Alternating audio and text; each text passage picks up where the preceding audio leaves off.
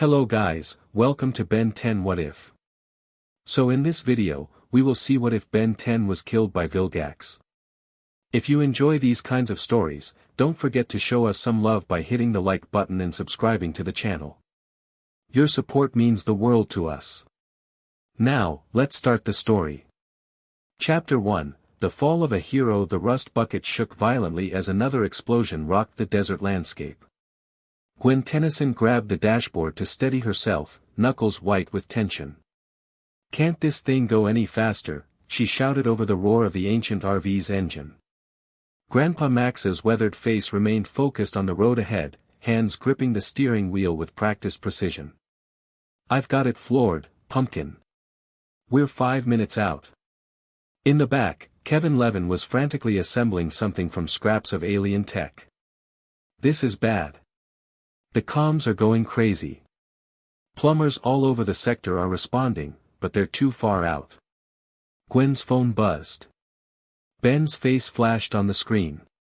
She answered immediately. "Ben. Where are you?"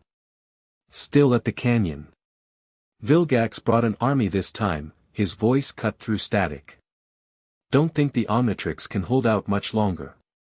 It's glitching after that last hit. We're almost there. Just hold on." "Not sure I can." "Listen, if this goes sideways, don't you dare give me a goodbye speech, Ben Tennyson." Gwen snapped, her free hand glowing with mana. "We've beaten him before, we'll do it again." Ben's laugh crackled through the speaker. "Yeah, you're right. See you soon, cuz." The line went dead. Max floored the accelerator, sending the rust bucket lurching forward. "Kevin, what's your assessment?" Kevin looked up from his makeshift device. "Vilgax isn't messing around this time. My contacts say he's got some new tech, something that can disrupt the Omnitrix's connection. That's probably why Ben's having trouble." Gwen closed her eyes, focusing. Her magical senses stretched out across the desert, seeking her cousin. The connection was faint but unmistakable. She could feel the chaotic energy of the Omnitrix, flickering like a candle in a storm. "He's in trouble," she whispered, opening her eyes. "We need to hurry." The canyon came into view, or what was left of it. The normally peaceful formation had been reduced to rubble in places. Explosions dotted the landscape, and the distinctive green flashes of the Omnitrix could be seen even from a distance. Max pulled the rust bucket to a skidding halt at the edge of the destruction. "Gear up, now." They burst from the RV, weapons and powers at the ready. Gwen's hands glowed with pink energy as she scanned the battlefield. Kevin touched the metal frame of the rust bucket, his body taking on its properties. "There." Gwen pointed toward a massive dust cloud where the sounds of combat were loudest. As they ran toward the fight, the dust cleared enough to reveal a nightmarish scene. Ben, transformed as Humongosaur, was battling Vilgax directly. But something was wrong. The transformation was unstable, green energy crackling around Ben's form as he struggled to maintain it. Vilgax looked different too. His armor had been upgraded, glowing with a sickly yellow energy that seemed to pulse in opposition to the Omnitrix's green glow. In one hand, he wielded a weapon none of them had seen before, a spear-like device that emitted waves of disruptive energy. "The Omnitrix cannot save you this time, Tennyson," Vilgax's voice boomed across the canyon. "My Chronosapien disruptor has been specifically calibrated to your transformations. Each blow destabilizes the connection further." Ben's dinosaur form flickered, momentarily revealing his human self before solidifying again. "Been hearing that speech for years, squid face. Getting kinda old." He charged Vilgax, the ground shaking with each step. The alien warlord sidestepped with unexpected speed and drove the spear into Humongosaur's side. Green energy exploded outward as Ben roared in pain. "Ben!" Gwen thrust her hands forward, sending a barrage of mana discs flying toward Vilgax. They struck his armor, momentarily staggering him. Kevin leapt forward, his metal fists connecting with Vilgax's jaw. "Remember me, ugly?" Vilgax swatted Kevin away like an insect. The criminal and the witch. I should have expected Tennyson's pets to interfere. Max arrived, plumber weapon in hand, firing precise shots at Vilgax's exposed areas. Stand down, Vilgax. The entire plumber corps is on their way. Vilgax laughed, the sound echoing through the canyon. They will arrive only in time to witness your defeat. Ben was on his knees now, the Omnitrix symbol on his chest flashing red and green in alternating pulses. His transformation kept shifting, Humongousaur to Diamond Head to Swampfire and back, never stabilizing. Gwen. Ben called out, his voice distorting with each transformation flicker. Something's wrong with the Omnitrix. I can't. Vilgax moved with terrifying purpose, the disruptor spear aimed directly at the Omnitrix symbol. The end of Ben Tennyson begins now. Gwen's mana shield formed a split second too late. The spear pierced through, striking the Omnitrix dead center.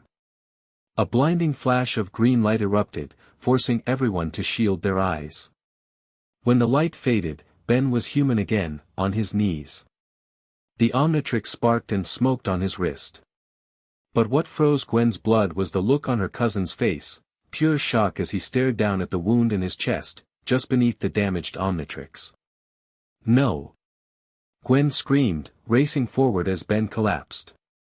Vilgax stood triumphant, the blood-stained disruptor spear crackling with energy. 10 years. 10 years I have hunted you, child. And now, it ends. Gwen reached Ben first, cradling him as Max and Kevin engaged Vilgax to keep him back. Her hands glowed as she desperately tried to use her mana to heal him. Stay with me, Ben. Stay with me. Her magic flowed into him, but the wound was unlike anything she'd encountered, the edges glowed with the same sickly yellow energy as Vilgax's weapon. Ben's eyes found hers, unfocused but determined. The Omnitrix, don't let him. Don't talk, she urged, pouring more power into her healing spell. Save your strength. A weak smile crossed his lips. Always were the smart one. His hand fumbled for hers, guiding it to the damaged Omnitrix. Take it. Better you than him. What? No, I can't. The Omnitrix suddenly flared to life, its faceplate opening to reveal the core. Before Gwen could react, tendrils of green energy shot out, wrapping around her wrist. She felt a searing pain as the device seemed to dissolve from Ben's wrist and reform on hers, the energy intermingling with her own mana in chaotic patterns. Ben, what did you do? She gasped. His eyes were growing distant. Hero time, cuz. Your turn now. Behind them, Kevin crashed into a rock formation, his metal coating cracking. Max was firing desperately at Vilgax, who advanced relentlessly toward Ben and Gwen. At last, Vilgax growled, reaching for Ben's wrist only to find the Omnitrix gone. His eyes widened as he spotted the device reconfiguring itself on Gwen's arm. No. Ben's breathing was shallow now. Gwen, tell Grandpa, not his fault. Tell Mom and Dad. He coughed, a trickle of blood at the corner of his mouth. Tell them yourself. Gwen sobbed, still trying to heal him. You're not dying here. The Omnitrix on her wrist pulsed erratically, pink mana mixing with its green energy in unpredictable ways. She could feel it connecting with her, merging with her magical core in ways she didn't understand. Ben's hand squeezed hers weakly. Been a good run. Best summer ever, right? His eyes closed. Ben. Ben.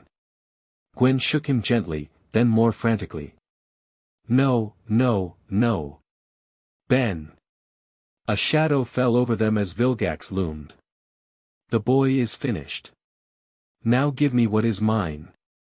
Something broke inside Gwen.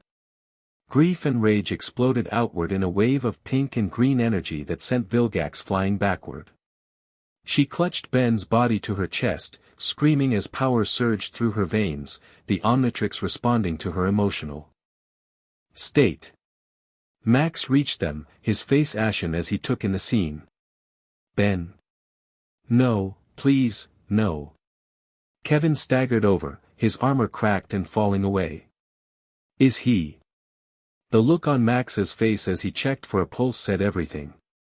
The old man's shoulders slumped, decades of additional age seeming to fall on him in an instant.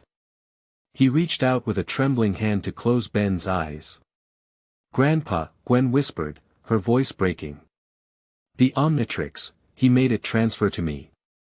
Max looked at the device on her wrist, now a hybrid of alien technology and swirling mana, unlike anything they'd seen before. He chose you to carry on. A cruel laugh interrupted their grief. Vilgax was rising from the rubble where Gwen's power surge had thrown him. How touching. The Omnitrix has found a new, equally inadequate host. His eyes narrowed. It matters not. I will tear it from your corpse just as easily. Kevin stepped between Vilgax and Gwen, absorbing the material from a nearby boulder. You'll have to go through me first, fish face. Max stood as well, weapon raised despite his trembling hands. And me. Vilgax assessed the situation. Despite his victory over Ben, he had not expected the Omnitrix to transfer. His forces were still en route, and the energy surge from Gwen had damaged his disruptor. Enjoy your temporary reprieve, he snarled. The boy was only the beginning. I will return with my armada, and this planet will fall. He tapped a control on his armor. Remember this day as the beginning of the end.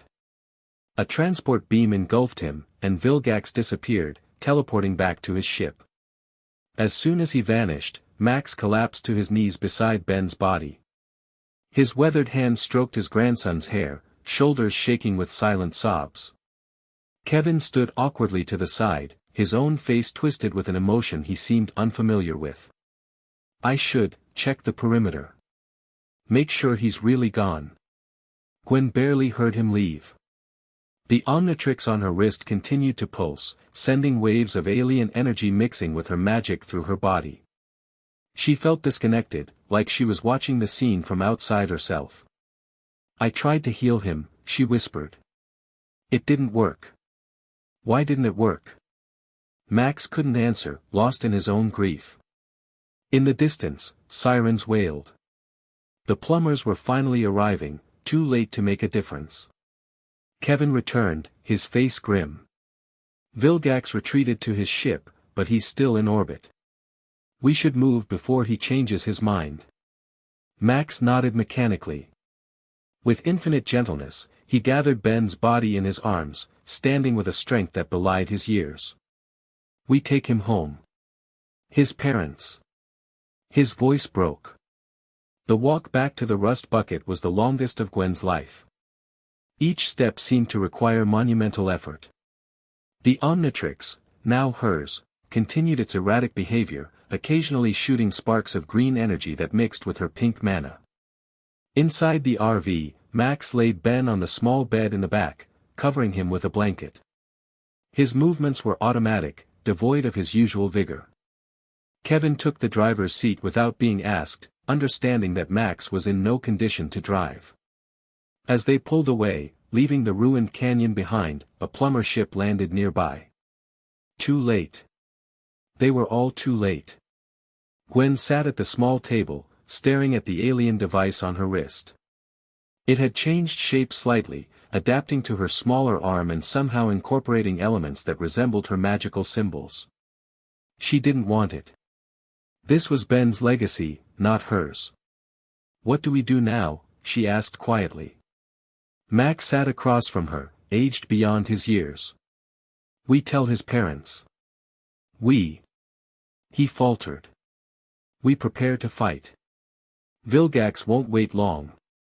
I can't be him, Gwen said, her voice barely audible. I can't be Ben. Max reached across the table and took her hand.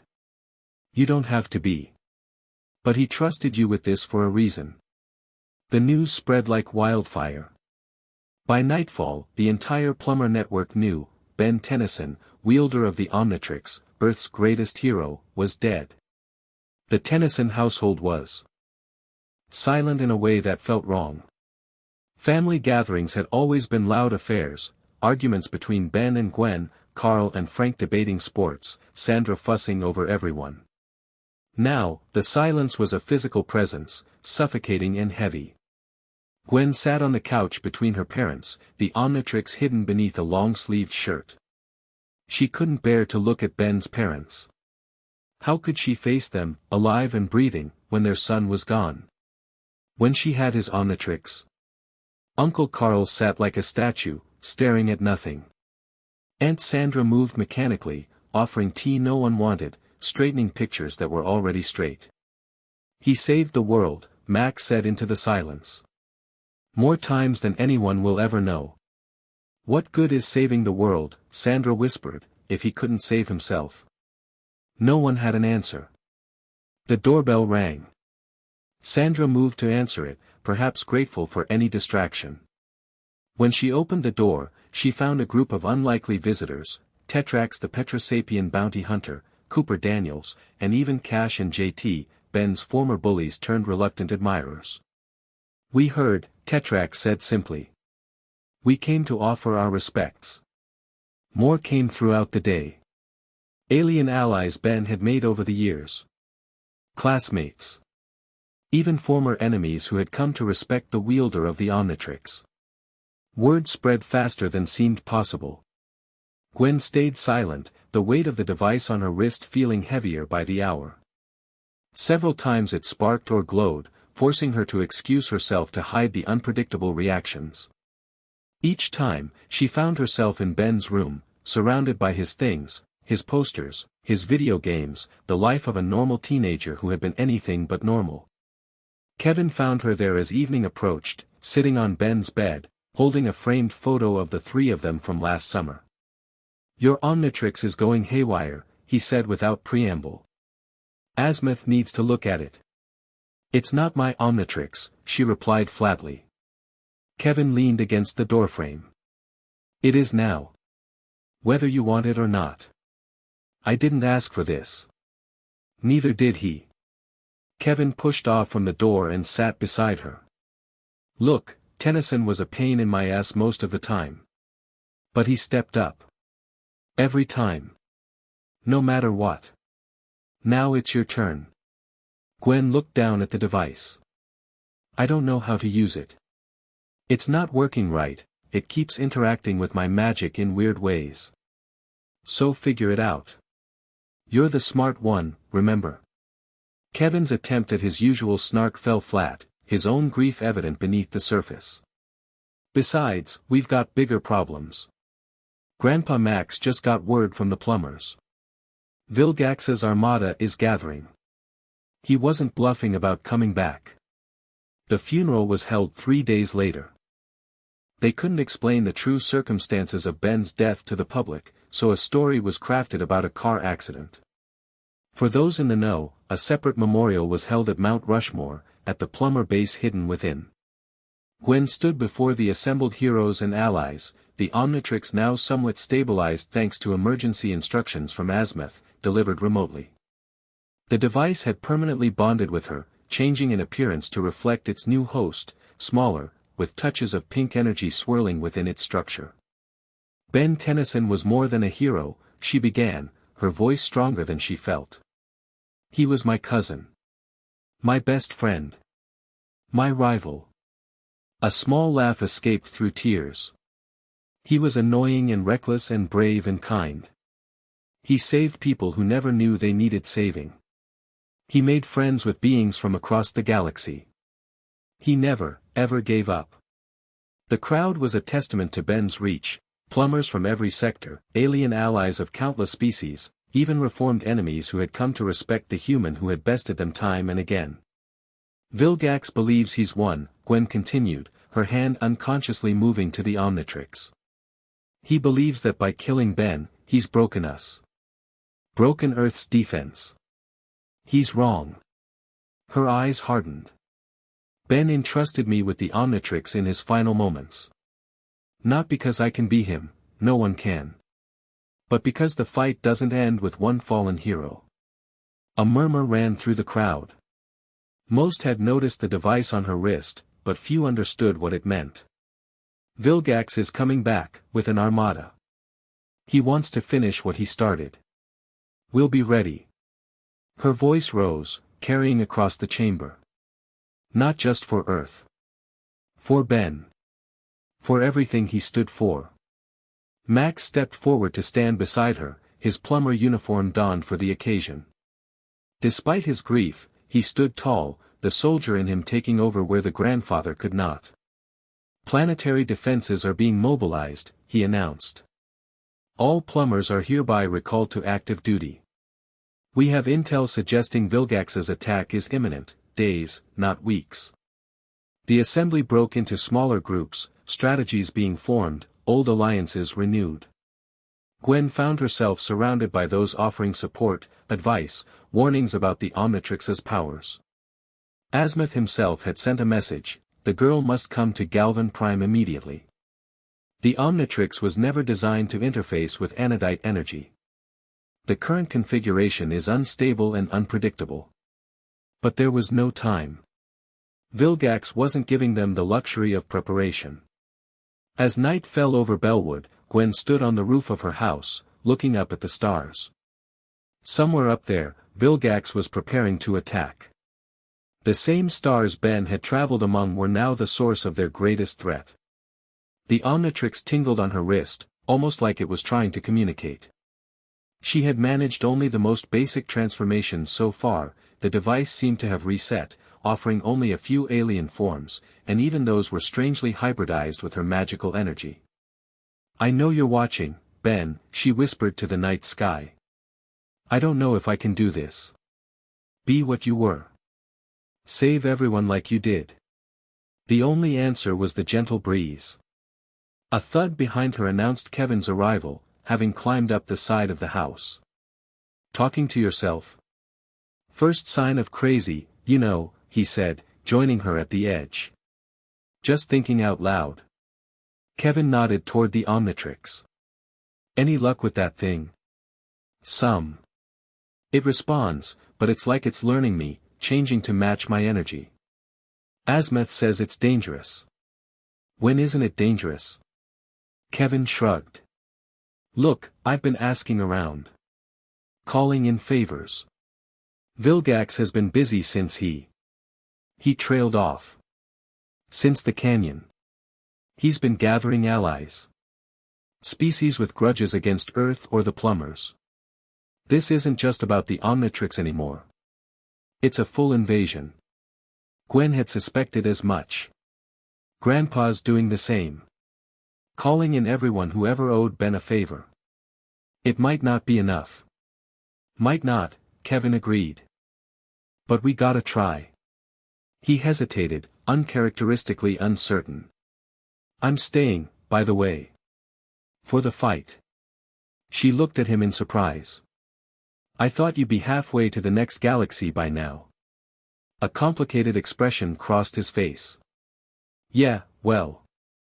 Tennyson would haunt me forever if I left you to deal with this alone. He cleared his throat. Besides, someone's gotta show you how to throw a proper punch. Your form is terrible. A ghost of a smile touched Gwen's lips. It felt strange, almost wrong to smile after everything. But Ben would have wanted them to keep going. To find moments of normalcy amid the chaos. Thanks, Kevin.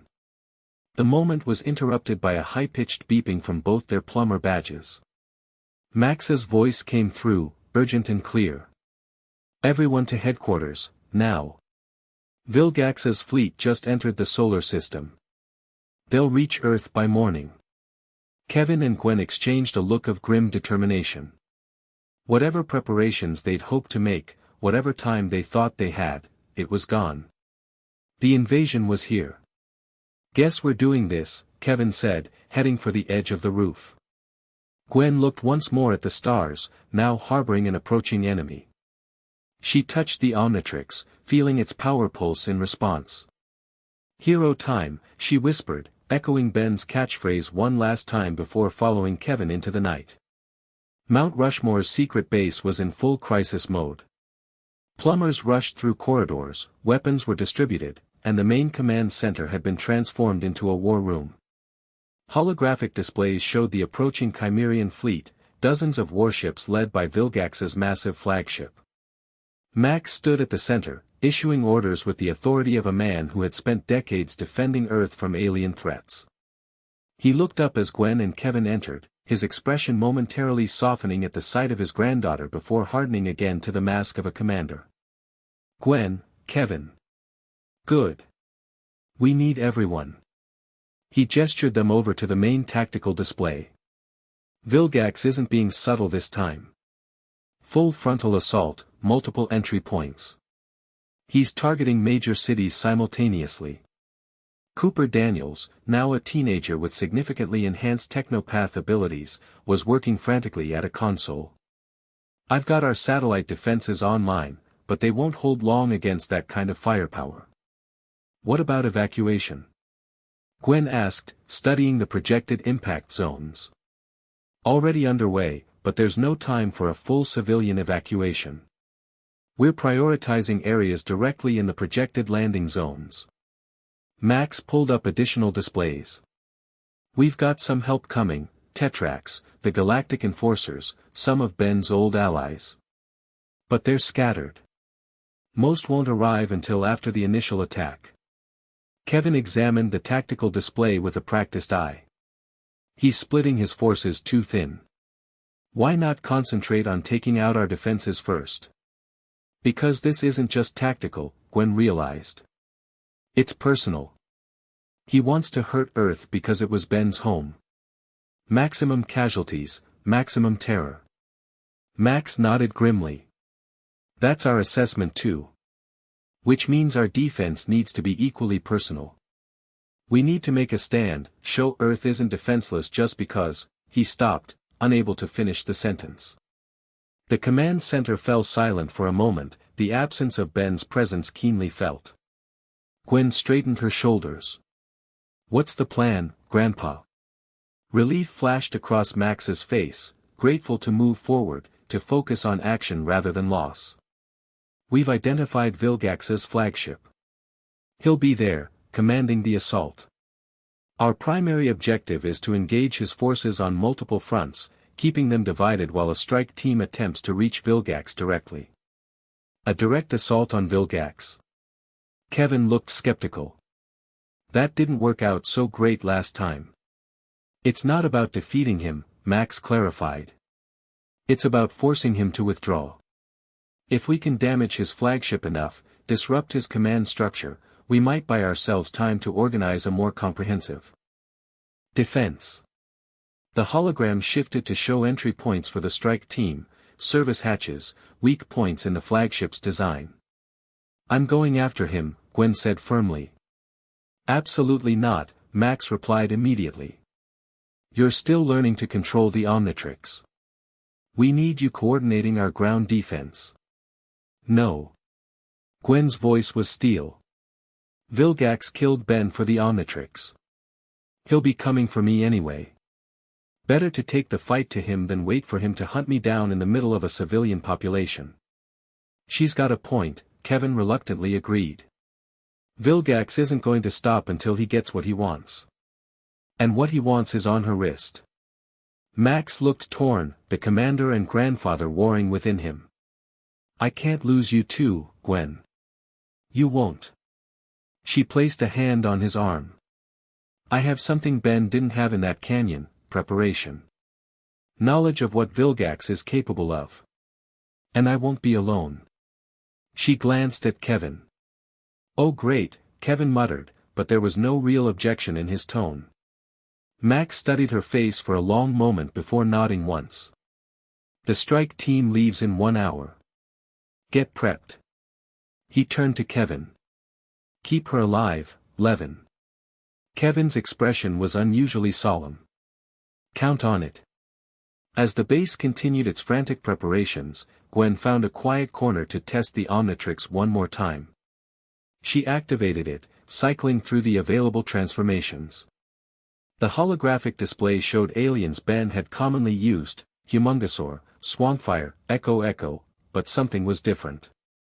Each form had subtle variations, hints of her mana energy incorporated into their designs. She selected Swampfire and slammed down the dial. The transformation felt different than Ben had described, a rush of energy that blended with her magical core instead of overriding it.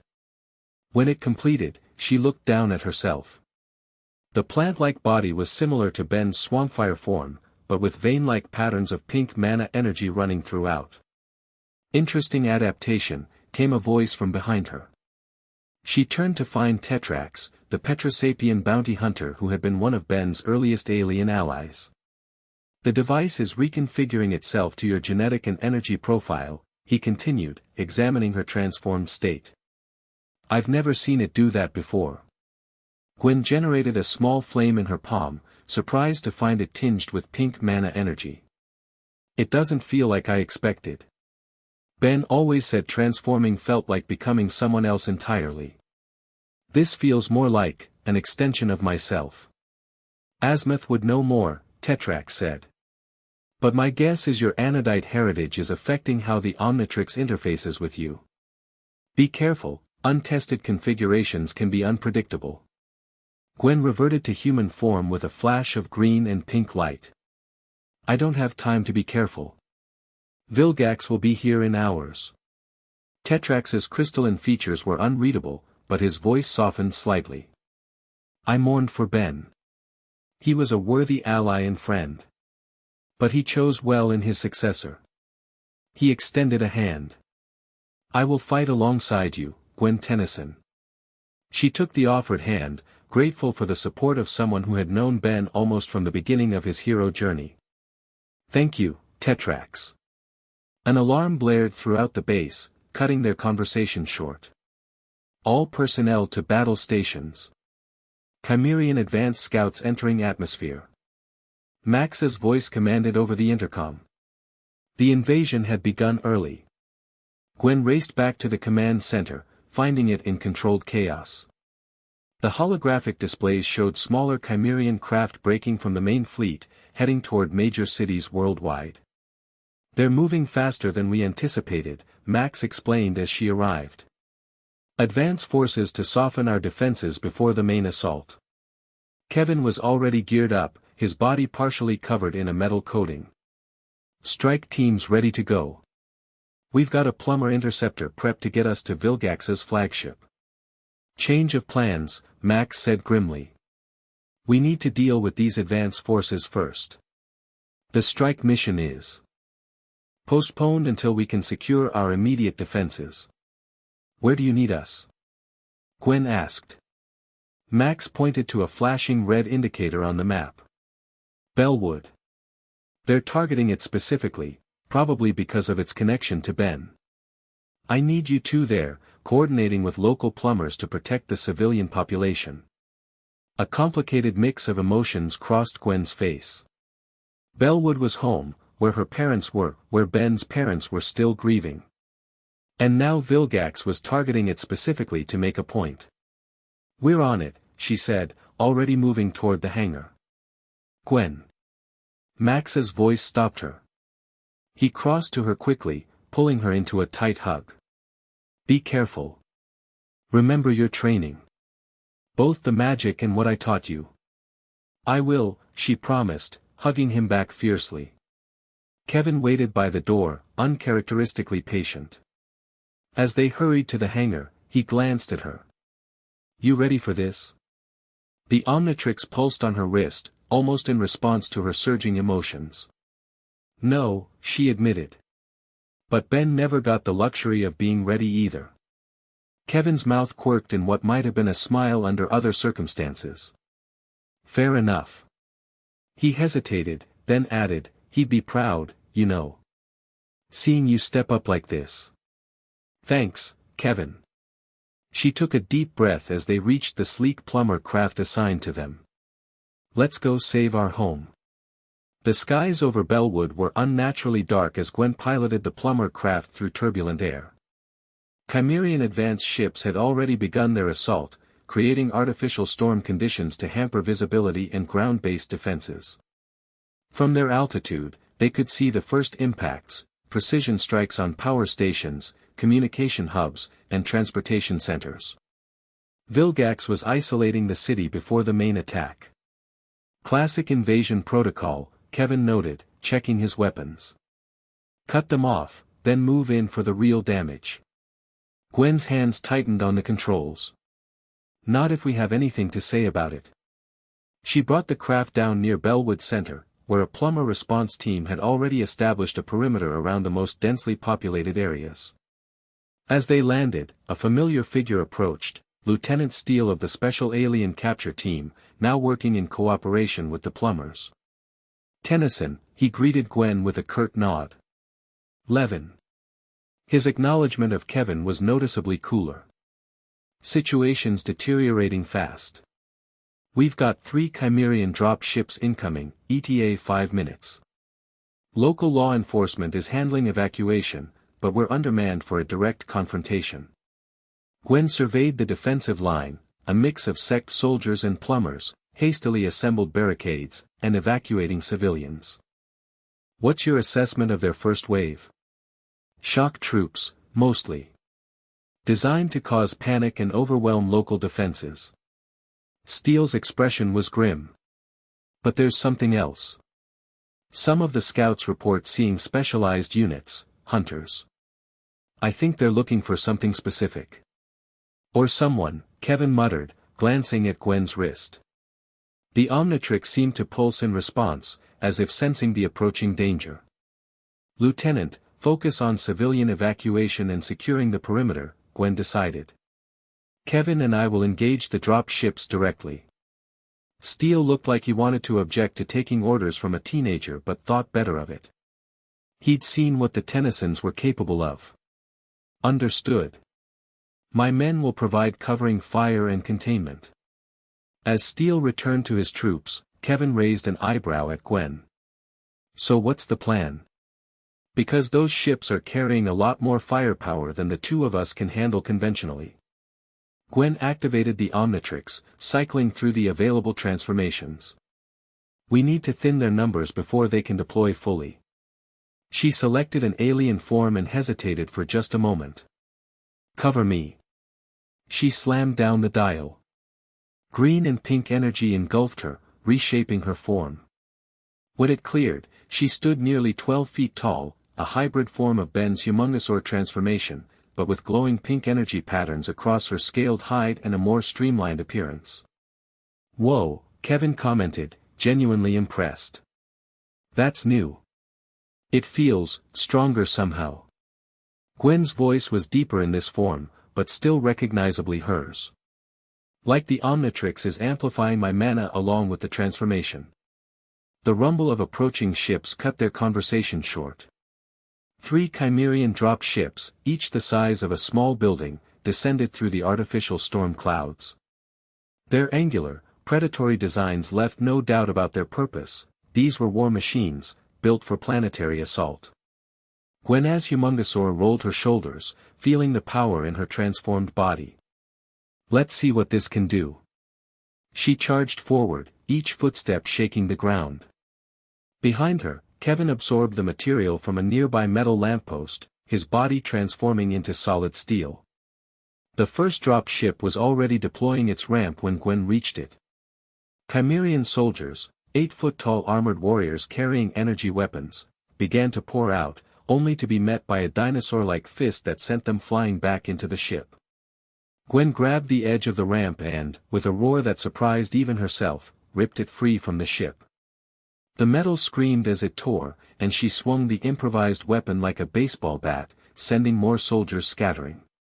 Meanwhile, Kevin engaged the troops from the second ship, his metal fists connecting with devastating effect. What he lacked in raw power compared to Gwen's transformation, he made up for with brutal efficiency and fighting experience. Gwen, he shouted over the chaos. The third ship. She turned to see the third drop ship hovering over a different section of the city, deploying what appeared to be specialized units, sleeker, faster moving than the standard troops. And they were heading directly toward the hospital. Gwen realized with horror. The evacuation was still underway there, with many patients too critical to move quickly. She needed to reach them, but the distance was too great for even Humungosaur to cover quickly enough. On instinct, she slapped the Omnitrix symbol on her chest. The device responded immediately, sensing her need for speed. The transformation was instant. Humungosaur's bulk melted away, replaced by a blue and black form streaked with pink energy patterns. XLR8, but with Gwen's unique variations. Kevin. Hold this position, she called, her voice now with a mechanical edge. Before he could respond, she was gone, moving at speeds that made the world blur around her. XLR8's speed combined with her mana energy created a trailing comet of pink light as she raced toward the hospital. She arrived to find the specialized Chimerian units already engaging the defensive line, a handful of police officers and 2 plumbers desperately trying to protect the hospital entrance. These weren't standard troops, they moved with precision and purpose, neutralizing resistance with targeted strikes rather than overwhelming force. Gwen didn't slow down. She plowed into their formation at full speed, her momentum sending several flying. The rest turned to face the new threat, weapons charging. Looking for me, she taunted, circling them at super speed. Let's take this somewhere else. The lead hunter, distinguished by more elaborate armor, raised a scanning device. It beeped rapidly as it detected the Omnitrix energy signature. Target confirmed, it announced in a mechanized voice. Omnitrix carrier located. Primary objective, capture and retrieve. Yeah, that's not happening, Gwen replied. She dashed forward, creating a tornado-like effect that pulled the hunters into a disorienting spin before throwing them away from the hospital. One hunter recovered mid-air, firing a specialized net that crackled with energy. Gwen dodged easily, but realized they were hurting her. 3 more hunters had positioned themselves strategically around her, weapons ready. Time for a different approach. She slapped the Omnitrix symbol again, transforming in a flash of green and pink. This time, she became Swampfire, immediately sending a wave of vines erupting from the ground, entangling the hunters. Get everyone inside the hospital to the lower levels, she shouted to the plumbers. These guys are after me, not them. The hunters were already burning through her vines with plasma cutters built into their gauntlets. Their leader spoke into a communicator. Target displaying transformation capabilities consistent with previous Omnitrix carrier, but with enhanced energetic signature. Requesting additional units for containment. Gwen knew she needed to end this quickly. She concentrated, drawing on both Swampfire's abilities and her own magical knowledge. The plants around her began to glow with mana energy, becoming more than just physical restraints, they now carried her magical binding properties as well. The hunters struggled against this new development, their technology less effective against the hybrid attack. Gwen seized the opportunity, creating a massive wall of mana-infused plants between the hospital and the battle, providing additional protection for the evacuees. Retreat and regroup, the lead hunter ordered. Alert Lord Vilgax, the Omnitrix has new capabilities in this host. They triggered smoke grenades, filling the area with thick, acrid smoke. When it cleared, they were gone, tactical retreat rather than defeat. Gwen maintained her Swampfire form, reinforcing the protective plant wall. One of the plumbers approached her cautiously. You're Gwen Tennyson, right? Ben's cousin. She nodded, the flaming hair of Swampfire bobbing with the movement. The evacuation is almost complete, the plumber reported. But we're getting reports of more drop ships entering the atmosphere. This was just the first wave. Before she could respond, her plumber badge crackled to life. Kevin's voice came through, tense and urgent. Gwen. Get back here now. The main fleet is entering the atmosphere. Vilgax is with them, and he's heading straight for Bellwood.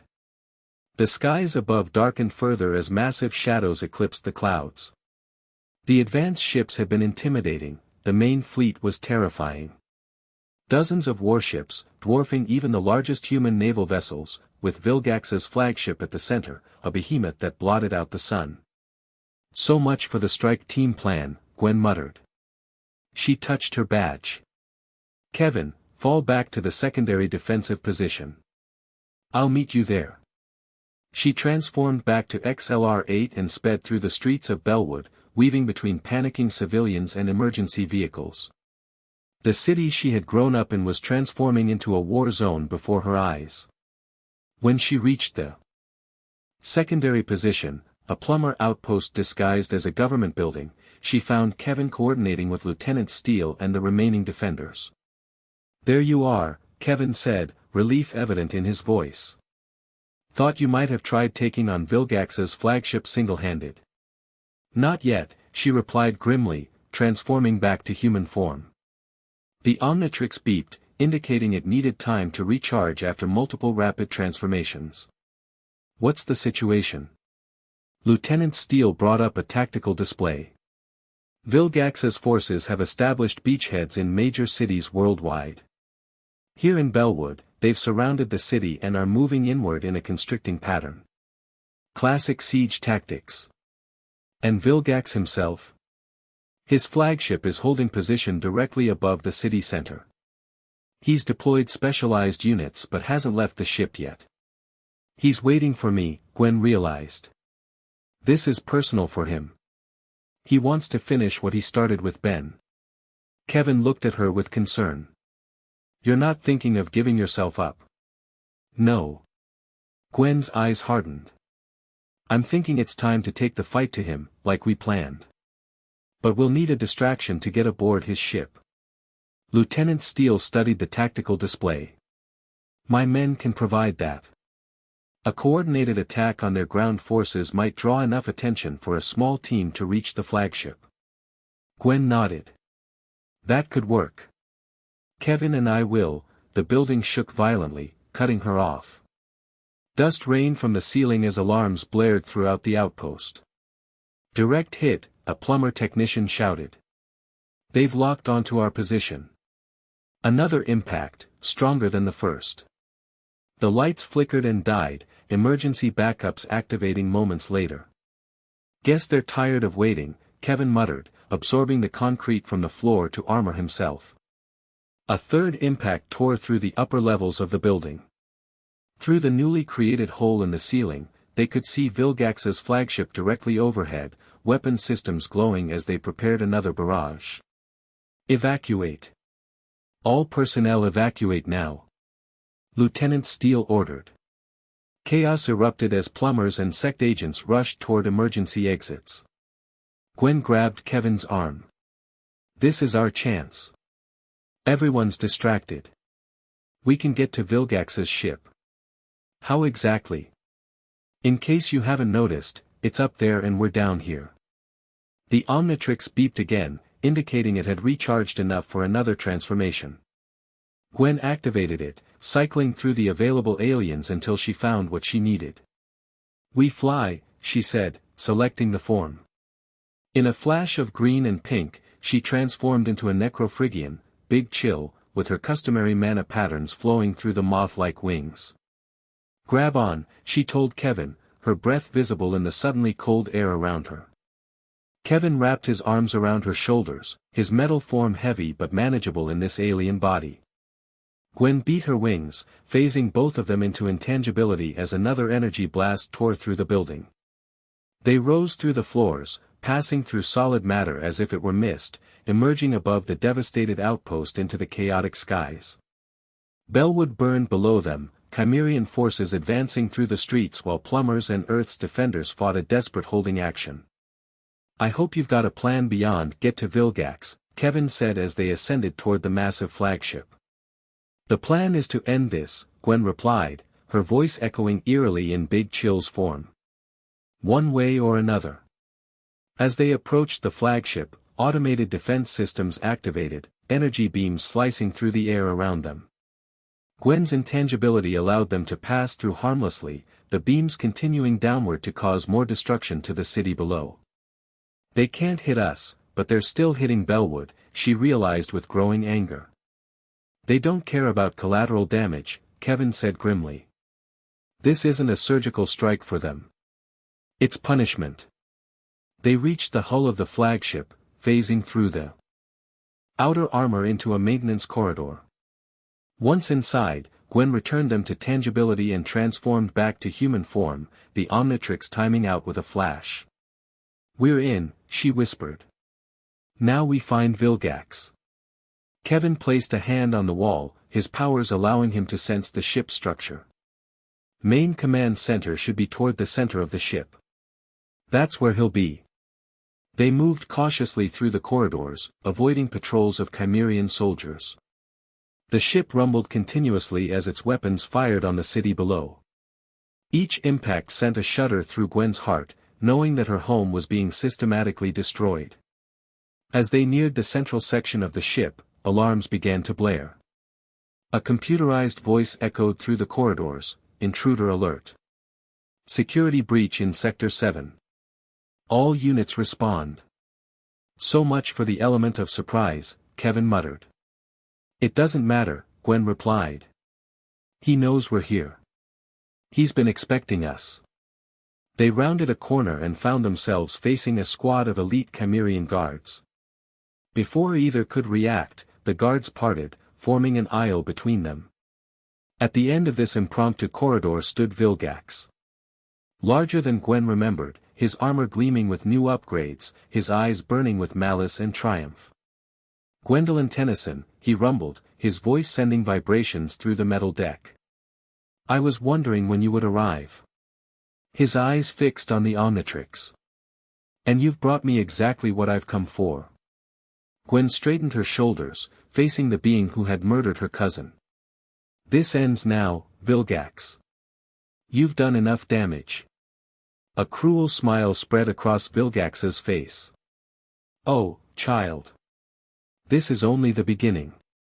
Chapter 2, Rising from the ashes. Gwen stared into Vilgax's gleaming red eyes, her heart pounding but her stance unwavering. The tyrant towered over her in the flagship's corridor, his massive frame blocking any path forward. "You have your mother's spirit," Vilgax said, his voice rumbling through the metal deck. "Foolish. Defiant to the end." "I'm not here for a family reunion," Gwen shot back. The Omnitrix pulsed on her wrist, still recharging. "I'm here to stop this invasion." Kevin shifted beside her, his metal coating gleaming under the harsh ship lights. "We can take him, Gwen." Vilgax laughed, the sound echoing through the corridor. "The spawn of Levin. Your father was just as delusional about his chances against me." He raised a massive arm, displaying a weapon that looked disturbingly like the one he'd used against Ben. "I've already eliminated one Tennyson. Adding another to my trophies will be satisfying." The Omnitrix beeped, finally recharged. Gwen's fingers hovered over the dial. "Ben trusted me with this for a reason." "Yes," Vilgax sneered.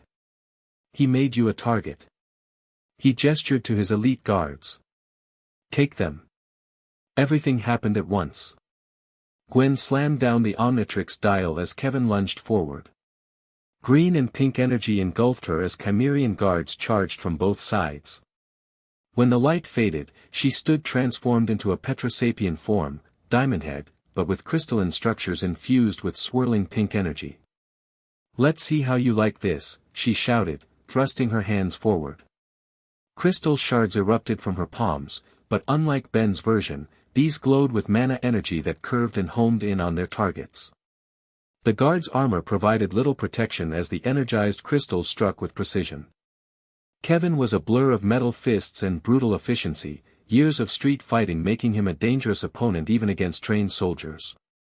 Vilgax observed the skirmish with disdain before stepping forward. "Enough games." He moved with shocking speed for his size, closing the distance to Gwen in a heartbeat. His fist connected with her crystal form, sending her crashing into the wall hard enough to leave a dent in the metal. "Your cousin at least provided a challenge," Vilgax taunted, advancing as she struggled to her feet. "You are merely an inconvenience." Gwen's crystal body repaired itself, mana energy accelerating the process. "I'm just getting started." She focused, drawing on both the Petrosapian abilities and her magical training. The corridor floor beneath Vilgax erupted in crystal spikes infused with binding spells. The warlord staggered as the formations wrapped around his legs, momentarily immobilizing him. Kevin took advantage of the opening, leaping onto Vilgax's back and hammering at the respirator equipment with metal fists. "Remember me, ugly? We've got unfinished business." Vilgax roared in anger, reaching back to grab Kevin and hurl him down the corridor. The teen crashed through several guards before skidding to a stop, his metal coating cracked but still intact. "Gwen! The weapon!" Kevin shouted, pointing to the disruptor device in Vilgax's grasp. The warlord aimed the weapon directly at Gwen's chest. "This took your cousin's life. Now it will claim the Omnitrix." Gwen crossed her arms as the weapon fired, creating a crystal shield reinforced with mana. The yellow energy beam struck with devastating force, shattering her defenses and sending her reeling backward. Warnings flashed across the Omnitrix symbol on her chest. "The disruptor has been calibrated to affect the Omnitrix's transformation matrix," Vilgax explained, advancing as more guards surrounded Kevin. "Soon, it will force you back to human form, vulnerable and powerless." He fired again. This time, Gwen couldn't form a shield quickly enough. The beam struck her directly, and pain unlike anything she'd experienced ripped through her body. Her crystalline form began to flicker, human features momentarily showing through as the Omnitrix destabilized. "Gwen!" Kevin shouted, fighting desperately against the guards restraining him. Through the haze of pain, Gwen saw a flash of movement behind Vilgax, a maintenance hatch opening. A familiar figure emerged silently, weapon raised. Grandpa Max. His eyes met Gwen's for a split second, communicating volumes. He'd infiltrated the ship separately, following their plan without their knowledge. "Hey, Vilgax!" Max called out, his voice hard with hatred. "Remember me?" The warlord turned, momentarily distracted. "Tennyson. The failed protector." Max didn't respond with words. He fired his weapon, not at Vilgax, but at the ceiling above him. Explosive charges detonated, bringing down a section of the ship's superstructure. Alarms blared as atmospheric containment breached, creating hurricane-force winds as air rushed toward the vacuum of space. "Gwen! Kevin! Fall back!" Max ordered, firing covering shots as he retreated toward the maintenance shaft. Vilgax roared in fury as debris rained down around him. "Stop them!" Kevin broke free of his captors and sprinted toward Gwen, who was still struggling with the disruptor's effects. He scooped her up despite her crystalline weight and ran for the maintenance shaft. "You can't escape!" Vilgax shouted above the howling wind, shoving aside twisted metal as emergency bulkheads began to close. "My forces control your world. There is nowhere to hide." Max helped pull them into the maintenance shaft seconds before the emergency doors sealed, cutting off their pursuers. They crawled rapidly through the narrow space, the sounds of the ship's damage control systems echoing around them. "How did you get here?" Kevin asked Max as they navigated the cramped passageway. "Same way you did," Max replied grimly. "Just with better timing. I knew you two would try something reckless." Gwen's transformation finally gave out, a flash of green and pink returning her to human form. She collapsed against the wall of the shaft, breathing heavily. The disruptor, it affected the Omnitrix somehow. Max examined the device on her wrist. The normally vibrant green glow was faint, with occasional sparks of pink energy crackling across its surface. "We need to get you to Azimuth," he said, concern evident beneath his soldier's demeanor. "But first, we need to get off this ship." The maintenance shaft ended at a small hangar bay where a plumber scout ship waited, expertly hidden among Vilgax's own shuttles. "You came prepared," Kevin noted, impressed despite himself. "Always have a backup plan," Max replied, helping Gwen aboard. "And an escape route." As Kevin took the controls, Max moved to a weapons locker, retrieving what looked like explosive charges. "Get her out of here. I'll buy you some time." Gwen grabbed his arm. "No. We're not separating. Not again. Gwen, listen to me. Max's face was set with determination. Vilgax wants the Omnitrix. As long as you're safe, Earth has a chance. I can disable their weapons systems, give the ground forces a fighting chance. And then what? Gwen demanded. We just leave you behind. I'll find my way off, Max promised, though something in his eyes told a different story. Rendezvous at Mount Rushmore Base if you can. If not, the backup site we discussed. Now go. Before Gwen could argue further, the ship rocked violently. Vilgax's voice boomed over the intercom, all units, converge on Hangar Bay 4. Secure the Omnitrix carrier alive.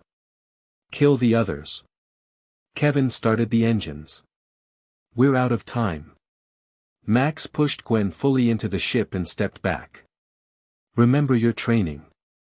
Both the magic and what I taught you. His eyes shone with fierce pride. You're not alone, Gwen. Find the others. Build a resistance. This isn't over. The hangar doors began to open, revealing Chimerian troops pouring in from multiple entrances. Max sealed the scout ship's hatch from outside and turned to face the oncoming soldiers, weapons raised. Grandpa, no! Gwen screamed, pressing against the viewport as Kevin maneuvered the ship off the deck. I've got to go now.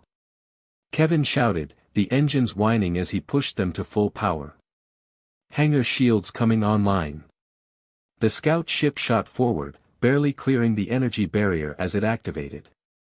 Behind them, through the rapidly shrinking view of the hangar, they saw Max engaging the Chimerian forces, drawing them away from the escaping ship. Then they were in space, Vilgax's flagship growing smaller behind them as Kevin pushed the engines beyond safe limits. Fighter craft launched in pursuit, energy weapons lighting up the darkness around them. Hang on. Kevin called, executing a series of evasive maneuvers that strained the small ship's frame. This is going to get rough. Gwen secured herself in the co-pilot seat, tears streaming down her face but her mind racing for solutions. The Omnitrix was still malfunctioning, sparking occasionally. Without it, their options were limited. We can't outrun them, she realized. We need a distraction. Kevin glanced at her. Any ideas? I'm a little busy trying not to get us killed. Gwen closed her eyes, focusing inward. If the Omnitrix wouldn't work, she still had her own magic. She placed her hands on the ship's console, channeling mana energy into the systems. What are you doing? Kevin asked, alarmed as pink energy spread through the controls. Improvising, she replied through gritted teeth. When I say now, cut power to the engines for 3 seconds, then go to maximum thrust. That's suicide. Trust me. The pursuing fighters closed in, weapons locks beeping urgently. Gwen's magic spread through the ship's systems, reconfiguring its energy signature. Now. Kevin hit the engine cutoff. The ship went dark, drifting in space. The fighters adjusted their approach, slowing to capture rather than destroy. Gwen's hands glowed brighter. The mana energy concentrated, then exploded outward in a blinding pink nova. From the outside, it would appear their ship had self-destructed, but the actual effect was a massive magical EMP, disrupting the fighters' systems. Go, she shouted. Kevin slammed the engines back to life. The scout ship leapt forward, weaving between the temporarily disabled pursuers. Within moments, they were beyond weapon range, plunging toward Earth's atmosphere at dangerous speed.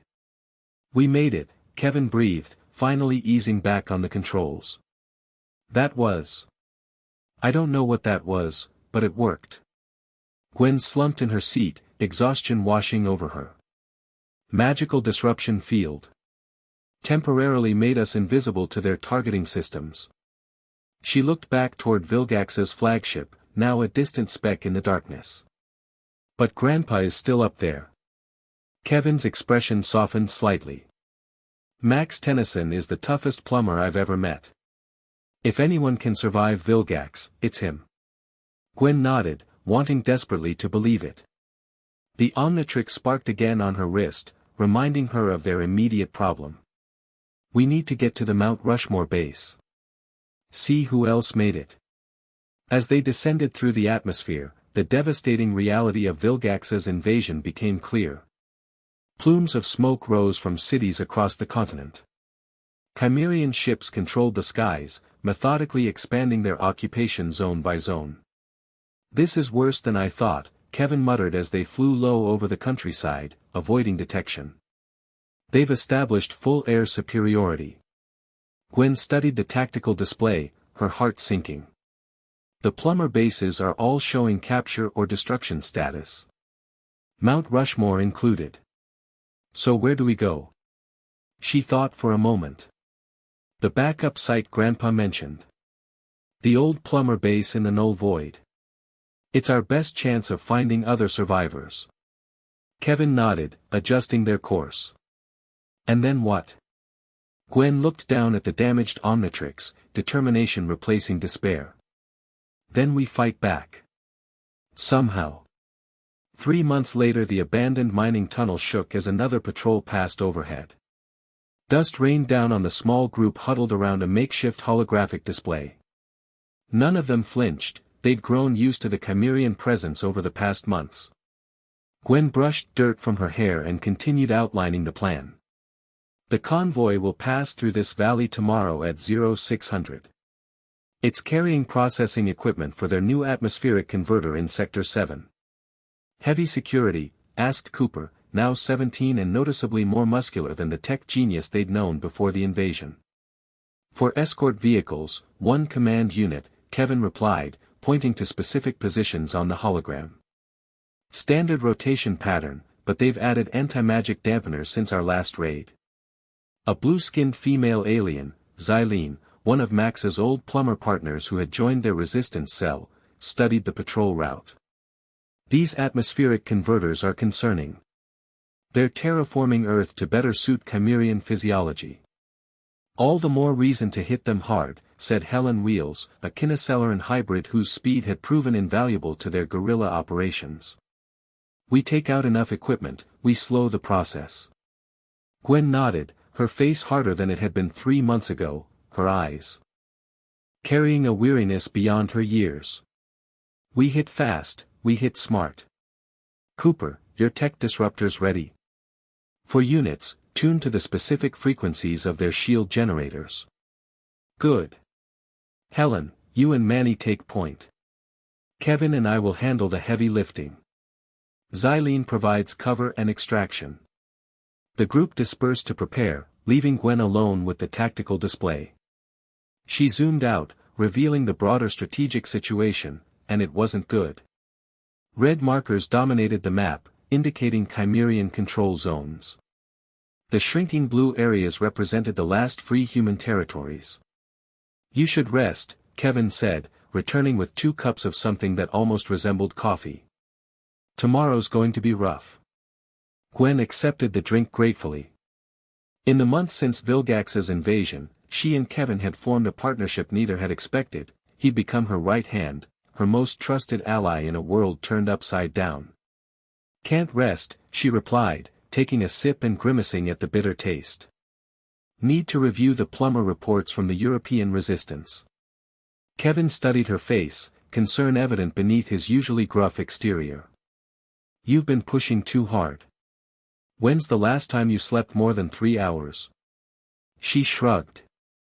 The same could be asked of any of us. Yeah, but the rest of us aren't trying to master alien transformations that keep glitching out.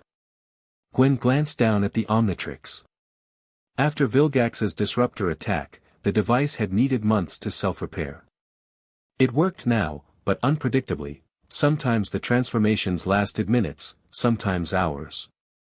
The integration with her mana energy had grown more pronounced, creating hybrid forms unlike anything Ben had ever used. I'm making progress, she said defensively. Yesterday I held Heat Blast for almost 2 hours before the timeout. And then collapsed for 20 minutes after, Kevin reminded her. Look, I'm not trying to bench you. I just. He paused, clearly uncomfortable with expressing concern. I don't want to lose anyone else. The unspoken names hung between them. Max, still missing after the flagship battle. Ben, whose absence was a constant ache. Countless others lost in the initial invasion or the months that followed. Gwen's expression softened. I know. I'm being careful. A notification pinged on the display, drawing their attention back to business. Intel from Pierce, Gwen noted, scanning the message. He's infiltrated a processing facility in what used to be Sacramento. Says they're moving prisoners. Kevin frowned. Prisoners? For labor? No. Gwen's face darkened. Genetic sampling. Vilgax is looking for specific human traits, compatibility markers for something. Compatibility with what? That's what we need to find out. She pulled up a new tactical display. After tomorrow's raid, we make contact with Pierce. This prisoner transport might be our chance to finally get intel on what Vilgax is really planning.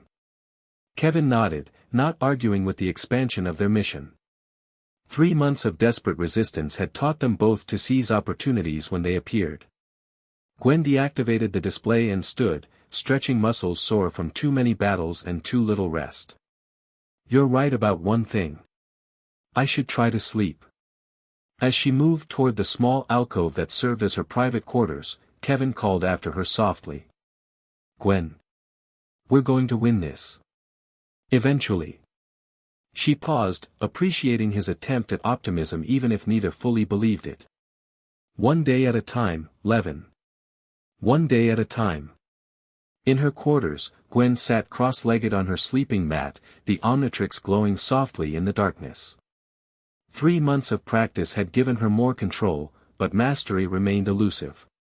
Each alien form interacted differently with her mana energy, creating effects Ben had never experienced. She closed her eyes, focusing inward as she had each night since receiving the device. The connection between the Omnitrix and her magical core was stronger now, less like separate systems and more like complementary aspects of the same power. In meditation, she could almost sense Ben sometimes. Not his consciousness, but echoes of his experience with the Omnitrix. Little guideposts left behind, helping her find her way. Whether this was real or just her mind seeking comfort didn't matter. It helped. The Omnitrix hummed, resonating with her mana as she deepened her meditative state. They still had no word from Azimuth despite repeated attempts to contact Galvan Prime.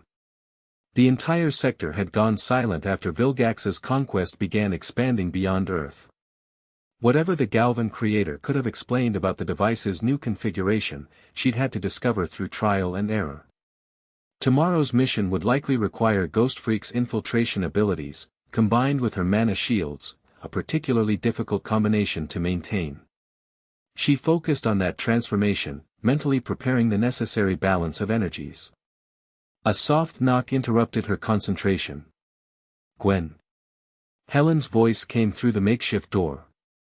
Sorry to disturb you, but we've got an incoming transmission. It's encrypted with old plumber codes. Gwen was on her feet immediately, following Helen to their communication center, a cobbled-together array of salvaged tech that Cooper maintained with near-miraculous skill. Source? She asked as Cooper worked to clean up the signal. Unknown, he replied, fingers flying across the interface. But the encryption is definitely plumber high command level. Only a handful of people would have access to these codes. The group gathered around as static resolved into a familiar voice, distorted but unmistakable. Repeat, this is Max Tennyson to any resistance cells receiving this transmission. I am alive and operating from a secure location. Vilgax has expanded his conquest to 7 neighboring systems. He's building something, a device requiring specific genetic markers from various species. Earth is just the beginning. Gwen gripped the edge of the console, her knuckles white. Grandpa Max was alive. I have limited window for secure transmission, Max's voice continued. Coordinates follow for rendezvous in 7 Earth days. Bring any intel on Chimerian terraforming operations. Tennyson out. A series of numbers followed before the transmission cut out. It's him, Gwen whispered, tears threatening. It's really him. Kevin placed a steadying hand on her shoulder. The old man made it after all. The coordinates, Cooper said, plugging them into their navigation system. They're for the Badlands, former plumber weapons testing ground. Xylene's expression was cautiously hopeful. If Max has been gathering intelligence across multiple systems, he may have found weaknesses we can exploit.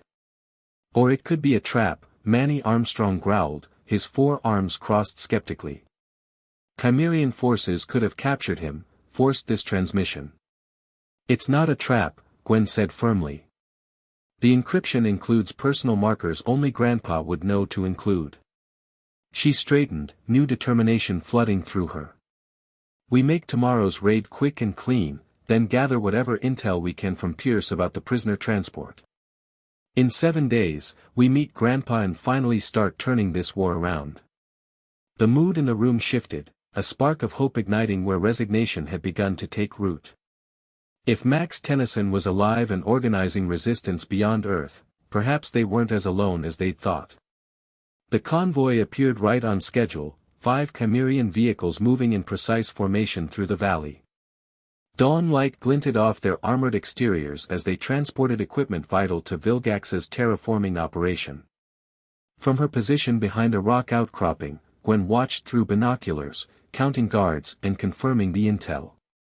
Right on time. Standard security complement. Beside her, Kevin absorbed the properties of a metal panel they'd salvaged from a downed Chimerian fighter.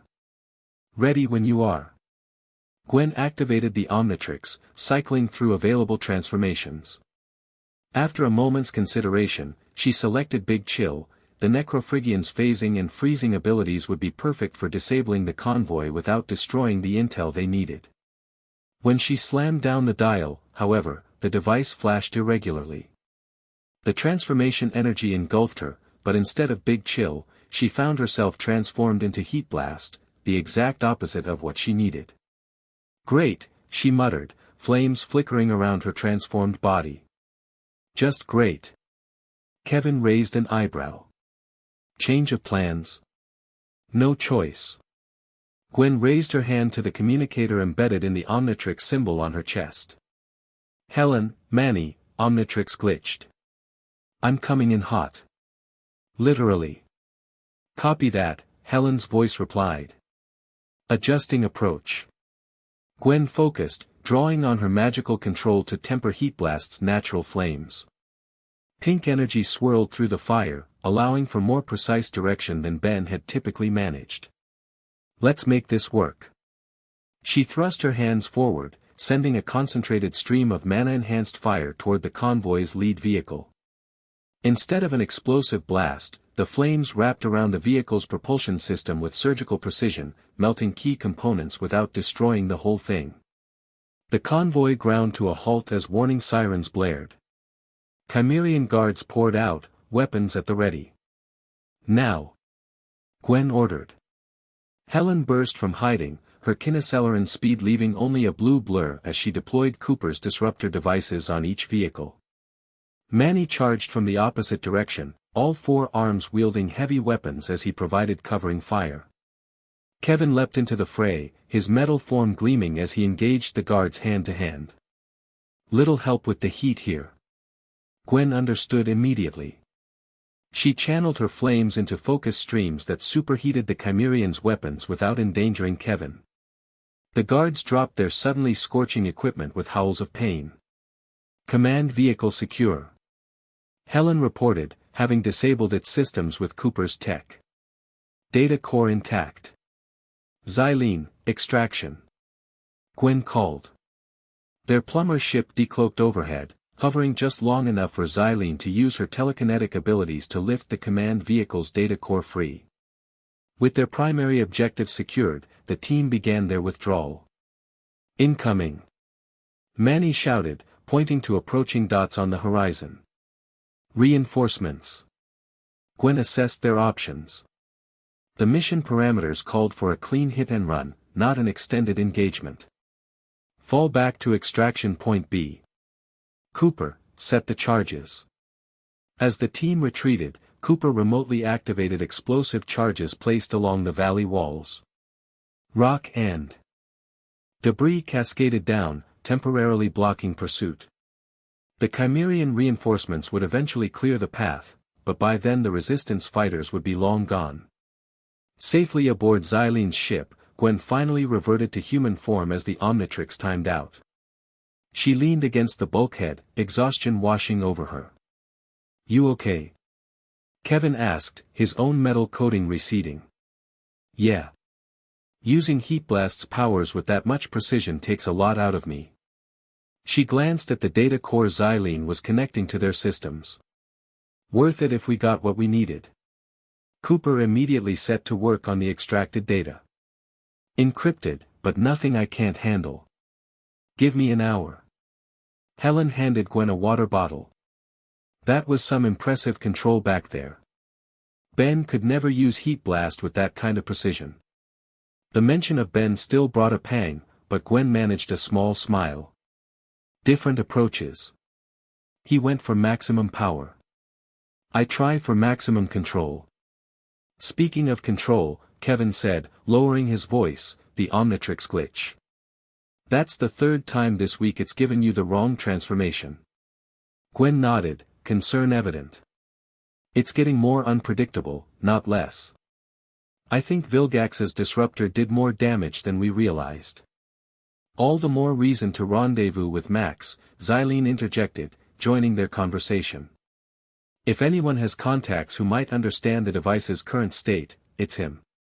The ship sped toward their hidden base, maintaining a low profile to avoid Chimerian patrols. As they approached, Cooper called them over to his workstation. "You need to see this," he said, his expression grave. "I've decrypted part of the data core. It's worse than we thought." He brought up a series of diagrams and technical specifications. The terraforming operation isn't just about making Earth habitable for Chimerians. It's about turning the planet into a massive power source for something called the entropy engine. Entropy engine? Kevin repeated. What the hell is that? Cooper pulled up additional files. From what I can tell, it's a reality-altering device. Vilgax is building it to. I'm not sure how to explain this, reshape parts of the universe according to his will. Gwen studied the schematics, horror growing. That's why he's taking prisoners for genetic sampling. The engine requires biological components calibrated to each world it affects. But that's not all, Cooper continued. There are references here to something called the final transformation.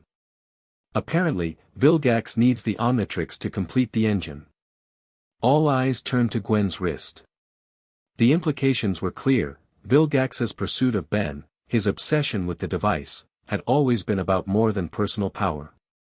He had larger plans, cosmic in scale.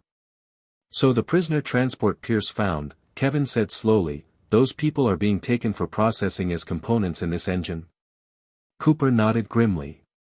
Most likely. Gwen's decision was immediate. We're changing plans.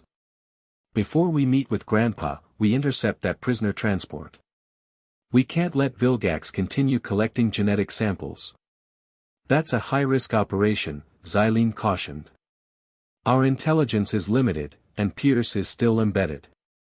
Then we'll need better intel, Gwen replied, determination hardening her voice.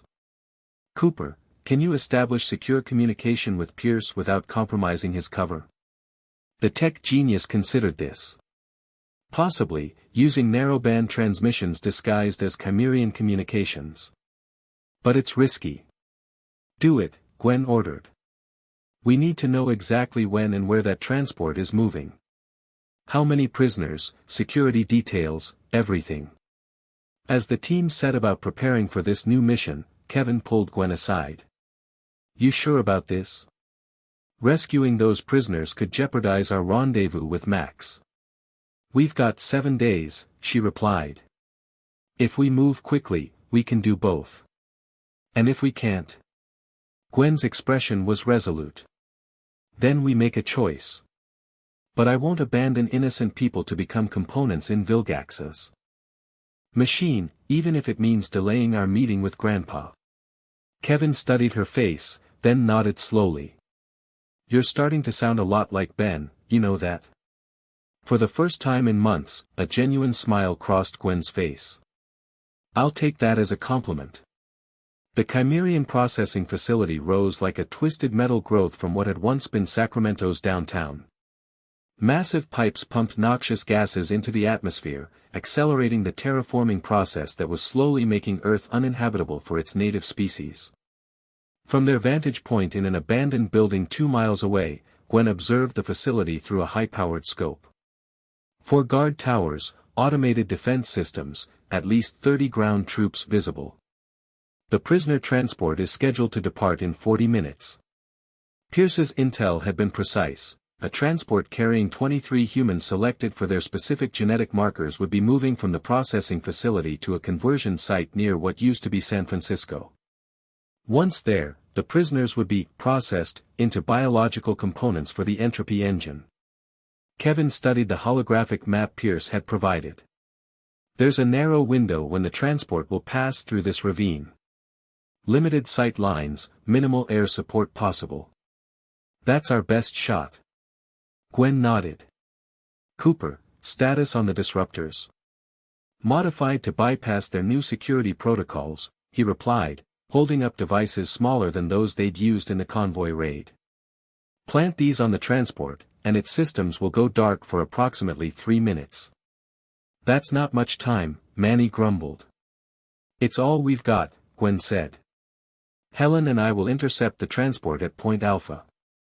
Manny and Kevin provide the muscle once we stop it. Cooper, you and Xylene monitor Chimerian communications and provide our escape route. The Omnitrix glowed softly on her wrist. After the glitch during the convoy raid, Gwen had spent hours meditating, trying to establish a more stable connection with the device.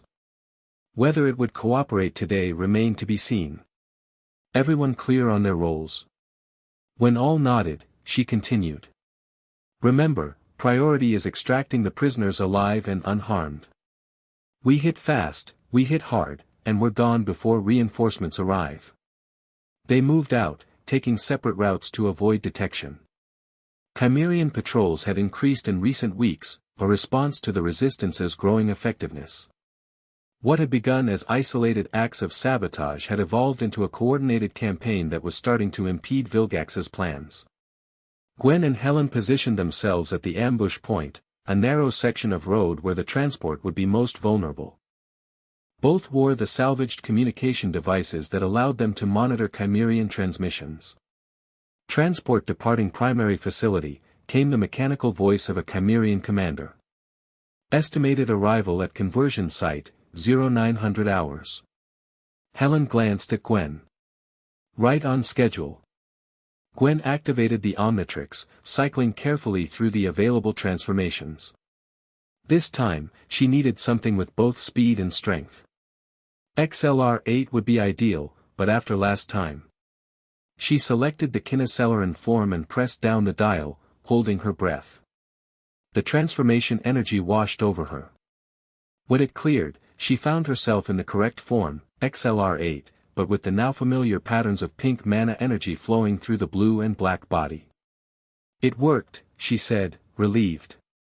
Her voice had the same mechanical quality as Helen's natural Kineceleran speech. Helen grinned. Race you to the transport?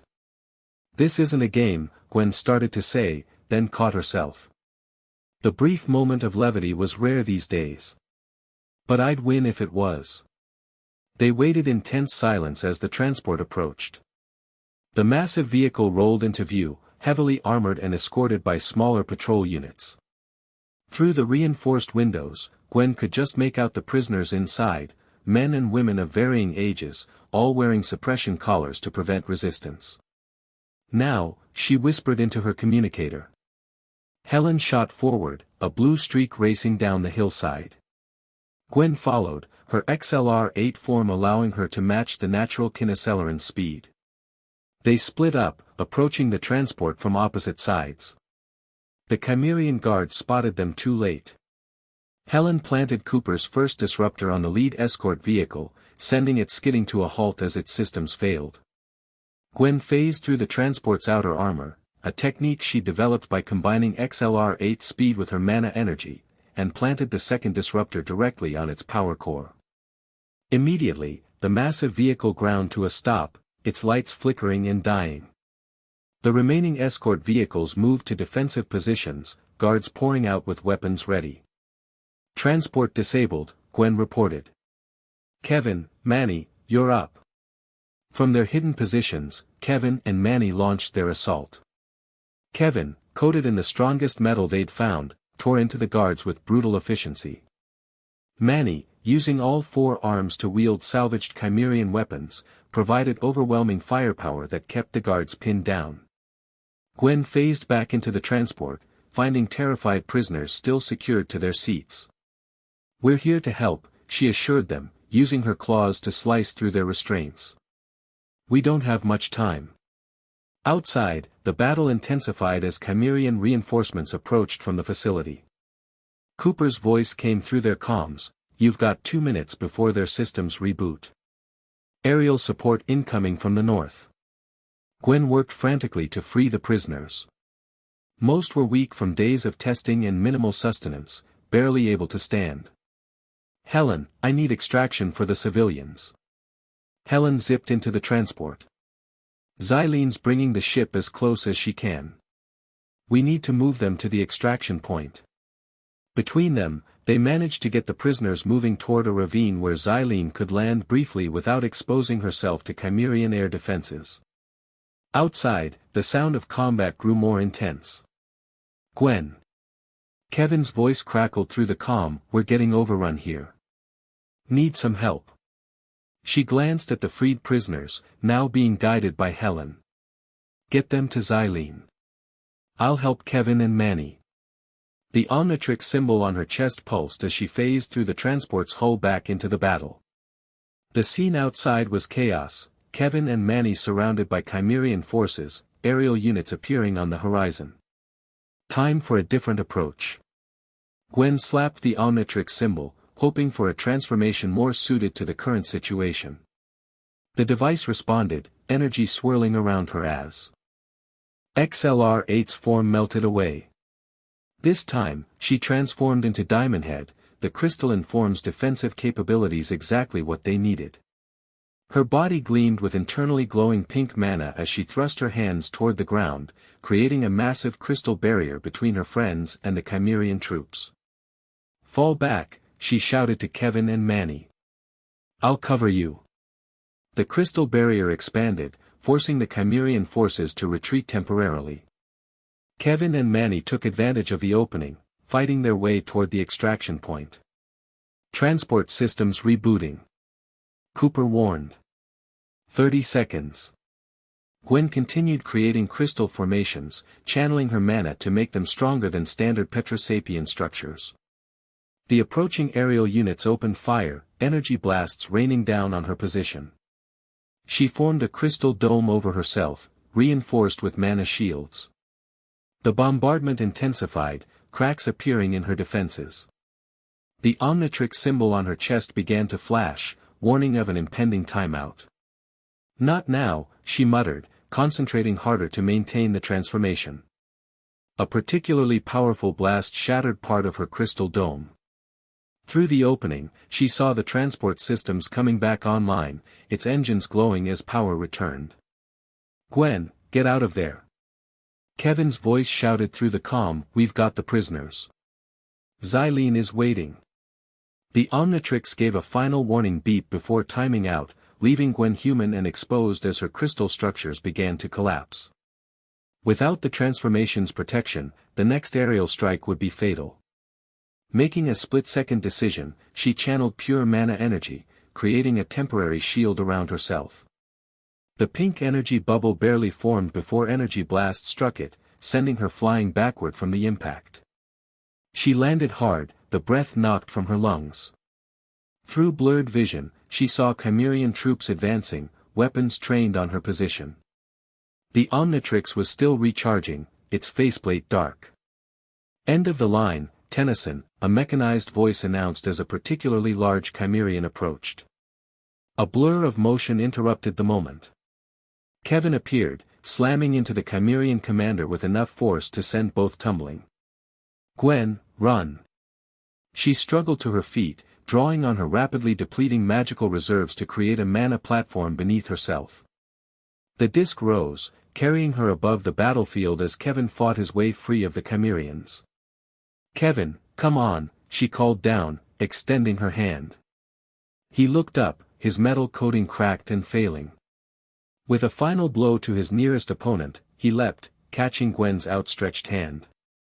The added weight strained her concentration, but she managed to maintain the platform as they soared toward the extraction point. Chimerian aerial units pursued, energy blasts cutting through the air around them. Gwen's strength was fading, maintaining the platform while Injured was pushing her to her limits. Just when it seemed they wouldn't make it, Xylene's ship appeared, bay doors open. Manny reached out, grabbing them both and pulling them aboard seconds before Gwen's platform dissipated completely. "Go! Go!" Kevin shouted as the bay doors closed. The ship accelerated away, taking evasive maneuvers as Chimerian pursuit craft gave chase. Inside, Gwen collapsed against the bulkhead, utterly spent. Cooper worked frantically at the navigation controls. "I'm scrambling our signature, but they're locked on." Xylene's eyes glowed as she used her telekinetic abilities to enhance the ship's maneuvers, executing turns that would have been impossible through conventional controls. "We need to reach the electromagnetic canyon. Their sensors can't penetrate it."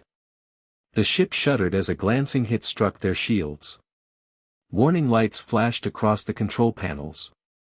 "Shields at 40%. Cooper reported. "We can't take many more hits like that." Gwen forced herself to her feet, staggering to the rear compartment where Helen was tending to the rescued. "Prisoners. Is everyone okay?" A middle-aged woman nodded, speaking for the group. "Thanks to you. They were going to process us tomorrow. Turn us into parts." She shuddered. "You're safe now," Gwen assured them, though the continued weapons fire striking their shield suggested otherwise. The ship lurched violently, throwing everyone sideways. Alarms blared throughout the vessel. "Direct hit to the port engine." Xylene called. "We're losing altitude." Kevin appeared beside Gwen, steadying her. "We're not going to make the canyon. We need a new plan." Gwen checked the Omnitrix, still recharging, but faster than before. An idea formed. "Get me to the engine room. I might be able to boost our power temporarily." They made their way through the shaking ship to the engineering section, where exposed conduits sparked dangerously. The Omnitrix was almost recharged, its faceplate beginning to glow again. "What are you thinking?" Kevin asked as Gwen examined the damaged systems. "I need upgrade," she explained, watching the Omnitrix's display cycle through available transformations. "If I can merge with the ship's systems, I might be able to reroute power and enhance our remaining engine." Kevin looked skeptical. "And if the Omnitrix gives you the wrong alien again?" "Then we improvise," she replied grimly. "Like always." The Omnitrix finally showed upgrade silhouette. Gwen didn't hesitate, slamming down the dial. Green and pink energy engulfed her, reshaping her form into the galvanic mechamorpha's liquid metal body, but with pink circuit patterns running throughout. "It worked," Kevin said, clearly surprised. Gwen didn't waste time responding. She melted into the ship's systems, her consciousness spreading through the damaged machinery. She could feel every circuit, every power conduit, every damaged component. "This is incredible," her voice echoed through the ship's communication systems. "I can see everything." Using Upgrade's abilities enhanced by her mana energy, she began rerouting power, bypassing damaged sections and creating new pathways where none had existed before. The failing engine stabilized, then surged with new power as she channeled her own energy into it. "What's happening?" Cooper's voice came through the internal comm. "The engine output just doubled." Keep us on course for the canyon, Gwen replied. I can maintain this for a few minutes at most. The ship accelerated, pulling away from their pursuers. Gwen felt every maneuver as if it were her own body moving, a sensation both exhilarating and disorienting. Her mana energy flowed through the ship's systems like blood through veins, enhancing performance beyond its design specifications. We're approaching the canyon, Xylene reported. Chimerian pursuit craft still on our tail, but falling behind. Gwen focused, pushing more power to the shields as they absorbed another hit. Warning signals flashed through her consciousness, she was burning through her energy reserves too quickly. The Omnitrix would time out soon, and when it did, the strain might be too much for her human form to handle. Almost there, she told herself as much as the others. Just a little longer. The ship plunged into the electromagnetic canyon, a natural formation whose unique mineral composition created interference that blocked most scanning technology. The pursuing Chimerians fired blindly, their shots going wide as their targeting systems failed. We've lost them, Cooper confirmed. For now. Gwen detached from the ship's systems, reforming her upgrade body in the engine room before the Omnitrix timed out. When the transformation ended, she collapsed immediately, Kevin barely catching her before she hit the floor. Gwen. Gwen. His voice seemed distant, though he was right beside her. Did we make it? She managed to ask, her vision darkening at the edges. Yeah, we made it. Thanks to you. She nodded weakly before consciousness slipped away entirely. Gwen awoke in the Resistance base's medical area, the familiar stone ceiling coming into focus slowly. Her body felt leaden, every muscle aching from overexertion. The Omnitrix on her wrist was dark, completely powered down. Welcome back, Kevin said from a chair beside her cot. He looked tired, with fresh cuts and bruises from their escape. The prisoners? She asked immediately. Safe. Resting. Some needed medical attention, but nothing serious. He handed her a cup of water. You, on the other hand, almost burned yourself out completely. She sipped the water gratefully. How long was I out? 17 hours. You missed all the excitement. At her questioning look, he continued. The woman you rescued? Dr. Carolyn Hayes. She's a xenobiologist who was working with the plumbers before the invasion. She knows things about the entropy engine, she was part of a team studying precursor technology that Vilgax based it on. Gwen attempted to sit up, wincing at the effort. What did she say? Plenty, but the short version. Kevin's expression was grim. The engine isn't just about terraforming or conquest. If Vilgax completes it and gets the Omnitrix to power it, he could rewrite reality itself. Starting with erasing certain species he considers unworthy from existence. The implications hit Gwen like a physical blow. Genocide on a cosmic scale. Kevin nodded. Dr. Hayes thinks that's why he's expanded beyond Earth so quickly. He needs genetic samples from multiple worlds to calibrate the engine properly. Gwen looked down at the Omnitrix, still inactive after her overexertion. And this is the power source he needs to make it work. Not just any Omnitrix, came a new voice from the doorway. Dr. Hayes entered, looking healthier than she had during the rescue. Vilgax has been pursuing the Omnitrix for years, but his research showed it wouldn't interface properly with the engine in its standard configuration. Then why keep hunting Ben? Gwen asked. Because his scientists theorized that the Omnitrix might adapt if exposed to different energy signatures. Dr. Hayes gestured to the pink-green device on Gwen's wrist. When it merged with your anodite energy, it created exactly the hybrid power source Vilgax has been trying to engineer artificially for years. The revelation landed with sickening clarity. So when Ben transferred it to me, he unknowingly created the very thing Vilgax needs most, Dr. Hayes confirmed. That's why the hunters were specifically tracking you in Bellwood that day. They detected the hybrid energy signature immediately. Gwen felt ill. The device Ben had entrusted to her in his final moments was now potentially the key to unimaginable destruction. Can it be reversed? Separated from my mana somehow? Dr. Hayes shook her head. Not without azimuth, and Galvan Prime has been under Chimerian blockade for months. Kevin, who had been uncharacteristically quiet, finally spoke. That's why we need to make this rendezvous with Max. If anyone can get us to azimuth, it's him. Gwen checked the time. How long until the meeting? 3 days, Kevin replied. Ship's repaired enough to make the journey, thanks to Cooper's work while you were out. She swung her legs over the side of the cot, ignoring the protest from her aching body. Then we need to get moving. Every day Vilgax gets closer to completing the engine. Whoa, easy. Kevin placed a restraining hand on her shoulder. You need to rest. The Omnitrix is completely drained, and you're not much better off. I don't have the luxury of recovery time, Gwen argued. Not with what's at stake. Dr. Hayes intervened. Actually, you do. I've been analyzing the data we recovered from the transport. Vilgax still needs components from at least 2 more systems before the engine can be activated. That gives us a small window to act. Gwen reluctantly settled back onto the cot. Fine. 1 more day of rest. Then we head for the rendezvous point.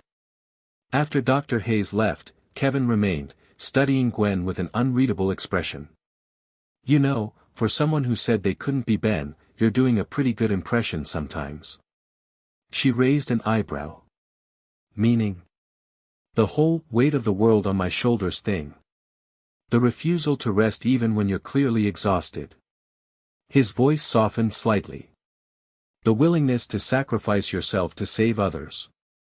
Is that a criticism or a compliment? She asked, a hint of her old spark returning. Kevin shrugged. Just an observation. He stood to leave, pausing at the doorway. For what it's worth. I think he'd be proud. Not just of what you're doing with the Omnitrix, but who you're becoming because of it. After he left, Gwen lay back, staring at the rocky ceiling. The Omnitrix remained dark on her wrist, but she could feel it slowly recharging, drawing on her gradually recovering energy. The connection between them was deeper than ever, no longer alien technology attached to her body, but something that had become almost part of her. I hope you'd be proud, Ben, she whispered to the empty room. Because sometimes I'm terrified I'm going to let you down. 2 days later, the Resistance team prepared for their journey to meet Max. The Omnitrix had finally recharged, though Gwen was limiting its use to conserve energy. Dr. Hayes and the other rescued prisoners had been relocated to a secondary base, accompanied by Helen and Cooper for protection. Gwen, Kevin, Manny, and Xylene would make the rendezvous, traveling in their repaired ship through increasingly dangerous Chimerian-controlled territory. The Badlands location Max had specified was remote, but that was no guarantee of safety. Nowhere on Earth was truly secure anymore. As they made final preparations, Xylene pulled Gwen aside. I've known Max Tennyson for decades, she said, her alien features difficult for humans to read but her tone serious. If he's calling us in, he has a plan. But you should prepare yourself, he may not be the same man you remember. What do you mean? Xylene's large eyes blinked slowly. War changes people. Especially those who've lost as much as he has. Gwen nodded, understanding all too well. None of them were the same as they'd been before Vilgax's invasion. The journey to the Badlands was tense but uneventful. They maintained communications silence and traveled at night, using the ship's limited stealth capabilities to avoid detection. By dawn on the 7th day, they reached the coordinates Max had provided, a seemingly abandoned mining facility nestled among rust-colored rock formations. No signs of life, Manny reported, scanning the area. Could be a setup. Or good operational security, Kevin countered. Let's check it out. They landed a mile from the facility, approaching on foot to minimize their signature. Gwen took point, the Omnitrix ready but not activated. After 3 months of constant combat, they moved with practiced efficiency, covering each other as they approached the weathered buildings. As they neared the main structure, movement caught Gwen's eye, a flash of something metallic among the rocks. She raised her hand, signaling the others to stop. "We're being watched," she whispered. "Correct assessment," came a voice from hidden speakers. "Identify yourselves." Gwen recognized the voice immediately. Tetrax. There was a pause, then the Petrosapian bounty hunter emerged from concealment, his crystalline body blending perfectly with the rocky terrain. "Gwen Tennyson. We were beginning to think you wouldn't make it." Relief washed over her. "Where's Grandpa?" "Inside." "Follow me." Tetrax led them toward what appeared to be a collapsed mine entrance. When they reached it, he placed his hand on a concealed panel. The collapse shimmered and disappeared, revealing a high-tech door disguised by holographic technology. "Impressive," Kevin murmured. The door slid open, revealing a vast underground complex humming with activity. Plumbers from multiple species moved purposefully between workstations. Weapons were being maintained, tactical displays monitored, communications equipment operated. This wasn't just a meeting point, it was a fully operational base. "Welcome to Sanctuary," Tetrax said as they entered. One of the last free plumber installations on Earth. Gwen scanned the busy chamber, looking for her grandfather. "How many personnel?" "Fluctuates. Currently around 200, mostly off-world plumbers who were stranded when Vilgax's blockade went up. Max has been gathering anyone who can fight." They followed Tetrax through the complex, drawing curious glances from the personnel they passed. Gwen was acutely aware of eyes lingering on the Omnitrix on her wrist, a symbol of both hope and responsibility. Tetrax stopped outside a door marked, "Command." "He's waiting for you." "Just." He hesitated, which seemed unusual for the normally direct Petrosapian. "Be prepared. He's been through a lot." The door slid open to reveal a circular room dominated by a massive holographic display of the galaxy. Several figures stood around it, deep in discussion. One turned as they entered, a tall, weathered man with white hair and a neatly trimmed beard. It took Gwen a moment to recognize him. "Grandpa." Max Tennyson looked a decade older than when she'd last seen him. New scars marked his face, and his left arm appeared to be at least partially prosthetic. But his eyes, when they met hers, they were the same eyes that had guided her through countless summers of adventure. "Gwen," he said, his voice rough with emotion. In 3 long strides, he crossed the room and pulled her into a fierce embrace. "You made it." She returned the hug just as tightly, fighting back tears. "We thought you were dead." "After the flagship." "Nearly was," he replied, finally releasing her. "Vilgax left me for dead. Some loyal plumbers found me, patched me up." He glanced down at his prosthetic left arm. "Mostly." Kevin stepped forward, extending a hand. "Good to see you still kicking, old man." Max clasped Kevin's hand firmly. "You too, son. Heard you've been keeping my granddaughter alive.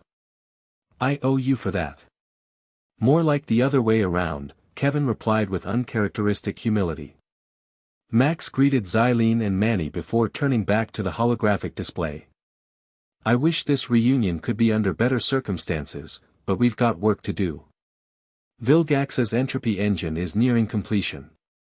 "Dr. Hayes briefed us," Gwen said, joining him at the display. "She said he still needs components from 2 more systems." "One now," Max corrected grimly. "While you were rescuing Hayes, Vilgax's forces completed acquisition of samples from the Luoda system. He only needs material from Galvan Prime to complete the calibration sequence." Kevin frowned. "Galvan Prime? Asmitha's homeworld? I thought it was under blockade." "It is," confirmed one of the other figures around the table, a blue-skinned humanoid Gwen recognized as Magistrate Labrid. "But our intelligence suggests Vilgax is preparing for a full invasion within the next 2 weeks." Gwen studied the tactical display, which showed Chimerian fleet movements throughout the sector. If he gets samples from the Galvans, the engine activates, Max finished. And reality itself becomes subject to his will. Can we stop the invasion? Xylene asked. Max shook his head. Not directly. Vilgax's fleet outnumbers any force we could assemble. But he manipulated the display, zooming in on a massive space station orbiting a dead planet. This is the entropy engine itself. Currently being constructed in the Anner system, away from prying eyes. Gwen's eyes widened as she took in the scale of the structure. It's enormous. And nearly complete, added another figure at the table, Azimuth himself, appearing via holographic projection. Its design incorporates elements stolen from my own research, perverted to serve Vilgax's purposes. Azimuth, Gwen said, surprised. We've been trying to contact you for months. The Galvan's expression was apologetic. Communication has been difficult under the blockade. I received your messages regarding the Omnitrix's new configuration, but could not risk a direct response that might be traced. But you can help now, she asked, holding up her wrist with the hybrid Omnitrix. Perhaps. Azimuth studied the device through the holographic connection. The integration with your anodite energy is unprecedented. When Benjamin transferred it to you in his final moments, the device sensed your unique genetic structure and adapted accordingly. Adapted into exactly what Vilgax needs, Gwen said bitterly. Not precisely, Azimuth corrected. Vilgax believes the hybrid energy signature is what he requires. But the truth is more complex. The Omnitrix in its current state could either power his engine, or destroy it completely. This revelation sent a ripple of surprise through the room. Max leaned forward intently. Explain. The entropy engine requires a stable power source to rewrite reality according to specific parameters, Azimuth elaborated.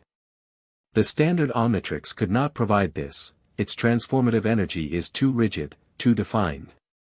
But an Omnitrix infused with anodite energy has the potential for chaos as well as creation. Gwen considered this. So I could overload it? Cause it to malfunction? In theory, yes, Azimuth confirmed.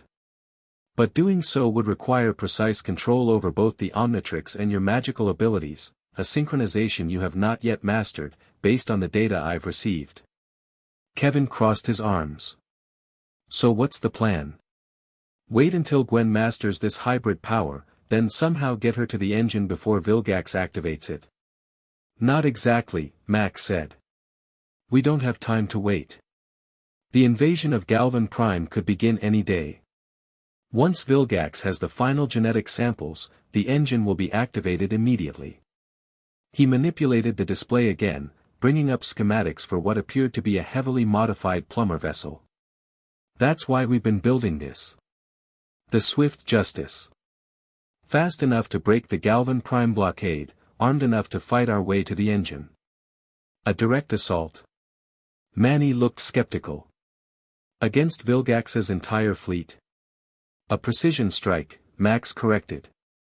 Get in, deploy Gwen to overload the engine, get out. Meanwhile, a coordinated uprising across all occupied worlds will stretch Vilgax's forces thin. The audacity of the plan was breathtaking. Gwen studied her grandfather's face, seeing the determination that had defined him throughout his life, now hardened by months of guerrilla warfare. You've been planning this for a while, she observed. Max nodded. Since I learned what the engine was truly capable of. We've been building networks, gathering intelligence, preparing resistance cells across multiple systems. When we strike, it will be all at once. There's just one problem, Gwen said, looking down at the Omnitrix. I don't know if I can control it well enough to overload the engine. It's been increasingly unpredictable. Azimuth's hologram approached her, studying the device more closely. The destabilization was caused by Vilgax's disruptor. The Omnitrix is attempting to heal itself, but the process is imperfect without proper calibration. Can you fix it? She asked. The Galvan genius looked troubled. Not remotely. You would need to come to Galvan Prime for a complete recalibration, which is, of course, currently impossible. Actually, Max interjected, that might work in our favor. Azimuth, if Gwen were on Galvan Prime during Vilgax's invasion. The Galvan's eyes widened as he grasped Max's implication. We could use his own assault as cover to get her into my laboratory. Risky, but potentially viable. And once the Omnitrix is stabilized? Gwen asked. Then we proceed to the entropy engine, Max said. With a fully functional hybrid Omnitrix, you'll have the power to overload it before Vilgax can activate it. The enormity of the plan settled over Gwen. Once again, the fate of not just Earth, but countless worlds would depend on the Omnitrix, and on her ability to control it. When do we leave? She asked simply. Max's expression softened slightly, pride evident beneath his battle-hardened exterior. The swift justice will be ready in 3 days. Until then, you train. All of you. He looked at Kevin, Manny, and Xylene. This mission will require everything we have. As the meeting dispersed, Max pulled Gwen aside. There's someone else who wants to see you. He led her to a smaller chamber off the main complex. Inside, hunched over a workbench covered with alien technology, was a familiar figure. Professor Paradox. Gwen exclaimed in surprise. The time-traveling professor looked up, his ageless face breaking into a gentle smile. Ah, Gwendolyn. Right on schedule, though I suppose that's more my department than yours. She hadn't seen Paradox since before Ben's death. The Time Walker's absence during their darkest hour had been conspicuous. Where have you been? You could have prevented all of this. Paradox's expression turned solemn. I wish it were that simple.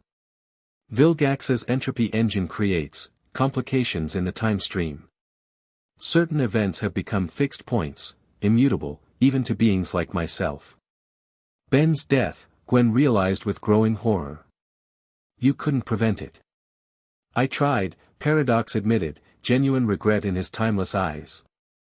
17 different approaches. Each ended with worse outcomes, the complete destruction of multiple realities. Max placed a comforting hand on Gwen's shoulder. Paradox has been helping us understand the engine. Its effects reach beyond space into time itself. Which is why your role is so crucial, Gwendolyn, Paradox continued. The hybrid Omnitrix you now wield exists in a state of quantum uncertainty that even the engine cannot fully predict or control. It is, in essence, a wild card in an otherwise determined game. Gwen looked down at the device, seeing it in a new light. So when Ben gave it to me, he created the one variable Vilgax could not account for, Paradox confirmed. Whether by design or cosmic coincidence, it may be the universe's best hope. The weight of responsibility settled even more heavily on Gwen's shoulders. And if I fail? Paradox's expression was grave. Then reality as we know it ends, replaced by Vilgax's vision of a perfect universe, one where resistance is not merely crushed, but never existed at all. The next 3 days passed in a blur of preparation. Gwen divided her time between training with the Omnitrix, strategy sessions, and studying everything they knew about the entropy engine. The Swift Justice neared completion, its systems being tested and calibrated for the dangerous mission ahead. On the evening before their departure, Gwen found herself alone in the base's small meditation chamber, trying to center herself. The Omnitrix had been more cooperative recently, but still occasionally gave her unexpected transformations. Without Azimuth's direct intervention, complete reliability remained elusive. Thought I'd find you here, Kevin said, entering the chamber quietly. Pre-mission jitters? Just trying to focus, she replied, opening her eyes. Tomorrow we either save the universe or doom it completely. No pressure. Kevin sat across from her on the floor, his usual sarcastic demeanor subdued. For what it's worth, I can't think of anyone I'd rather have wearing that thing right now. She raised an eyebrow. Even Ben. Even Ben, he confirmed, surprising her. Don't get me wrong, Tennyson was one of a kind. But you've got something he didn't. What's that? Balance, Kevin said simply. Ben led with his heart. You use both heart and head. For what we're facing tomorrow, that might make all the difference. Coming from Kevin, this was high praise indeed. Gwen felt a warmth spread through her chest, easing some of the tension she'd been carrying. Thanks, Kevin. That means a lot. An uncomfortable silence fell between them, filled with unspoken feelings neither was ready to address. After everything they'd been through together, Ben's death, the invasion, months of resistance fighting, their relationship had evolved into something neither had anticipated. But with the mission looming, this wasn't the time to explore it further. Kevin cleared his throat. Anyway, Max sent me to get you. Final briefing in 10 minutes. As they walked together through the base, Gwen was struck by how different Kevin looked from the angry teen she'd known before the invasion. He moved with purpose now, his usual defensive swagger replaced by a quiet confidence. The resistance had changed him, given him something to fight for beyond himself. The briefing room was packed when they arrived. Plumbers from across the galaxy stood shoulder to shoulder with Earth resistance fighters. Max stood at the center, the holographic display showing their mission trajectory. Tomorrow at 0600, we launch, he began without preamble. Intel confirms Vilgax's fleet is mobilizing for the Galvan Prime assault. Their focus on the invasion gives us our window to reach the entropy engine. He gestured to the Swift Justice schematics. Our ship is equipped with experimental phase shift technology that should allow us to bypass the outer defensive ring around Galvan Prime. We'll have approximately 12 minutes to land, get Gwen to Azimuth's laboratory, and complete the Omnitrix calibration before Vilgax's main force arrives. Tetrax stepped forward. I'll lead the ground team on Galvan Prime. My species is familiar enough with the planet that we shouldn't draw immediate attention. Once the Omnitrix is stabilized, Max continued, we proceed directly to the Anner system where the engine is being completed. By then, the coordinated uprising will have begun across all occupied worlds, forcing Vilgax to split his forces. Professor Paradox, standing quietly at the edge of the gathering, finally spoke. I must emphasize the temporal criticality of this mission. There is a very specific window in which the engine can be overloaded before activation.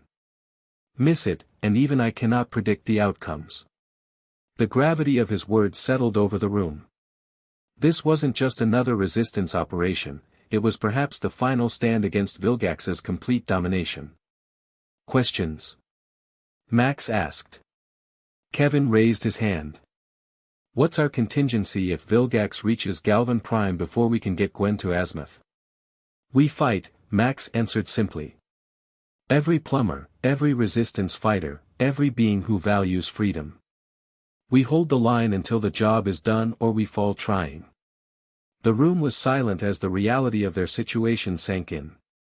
This was truly an all-or-nothing gambit. One last thing, Max added, his voice softening slightly. I know what we're asking of you all. The odds are long. The danger is real. Anyone who wishes to remain behind can do so without shame or judgment. Not a single person moved. Max nodded, pride evident in his weathered features. Then get some rest. Tomorrow, we take the fight to Vilgax. As the briefing dispersed, Gwen found herself approached by Professor Paradox. Walk with me a moment, would you? He requested. Curious, she followed him to a quiet corridor overlooking the Swift Justice in its docking bay below. The ship was sleek but formidable, clearly designed for both speed and combat.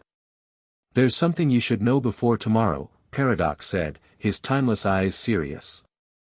Something I haven't shared with the others. Gwen felt a flutter of apprehension. What is it? The time stream surrounding these events is unusual. Normally, I can perceive multiple potential outcomes, branching possibilities.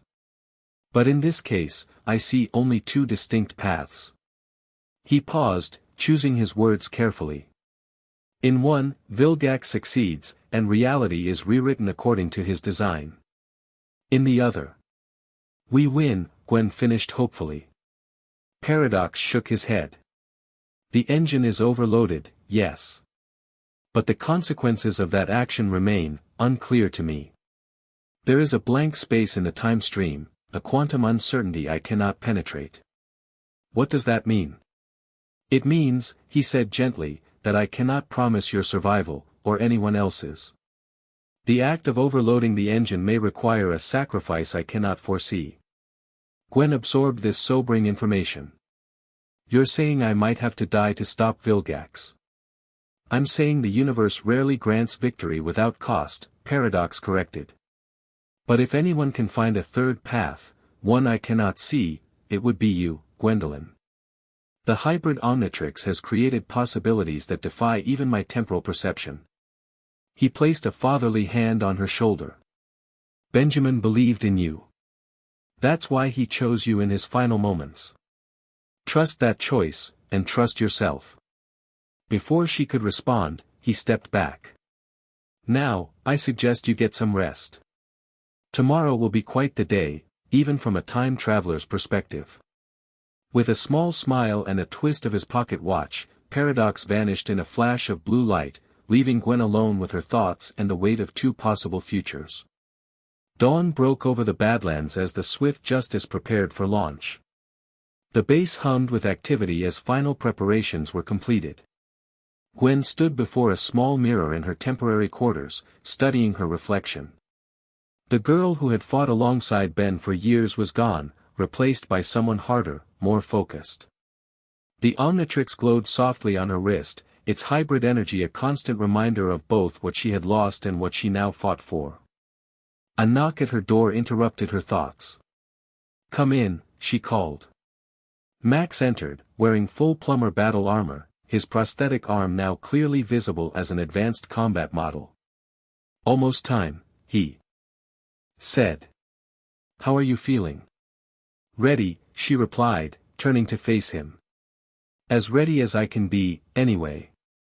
Max studied her for a moment, his eyes softening. You know, watching you these past few days, you remind me so much of your grandmother. The comparison surprised her. Grandma Verdona was a full anodite, a being of pure energy who had often seemed more alien than human. Really? Not just the powers, Max clarified. The determination. The willingness to bear any burden necessary to protect others. He smiled slightly. Though she'd probably be telling you to ditch the human form and embrace your anodite heritage completely. The thought brought a small smile to Gwen's face. Maybe someday. But right now, my human side is just as important to me. As it should be. Max placed his hands on her shoulders, his expression growing serious. Gwen, whatever happens today, know that I couldn't be prouder of you. Of the leader you've become. The emotion in his voice brought tears to her eyes. I'm scared, Grandpa, she admitted quietly. Not of dying. Of failing. Of letting everyone down. Fear is natural, he assured her. But remember what I taught you both all those summers ago, a hero isn't someone who isn't afraid. A hero is someone who acts despite that fear.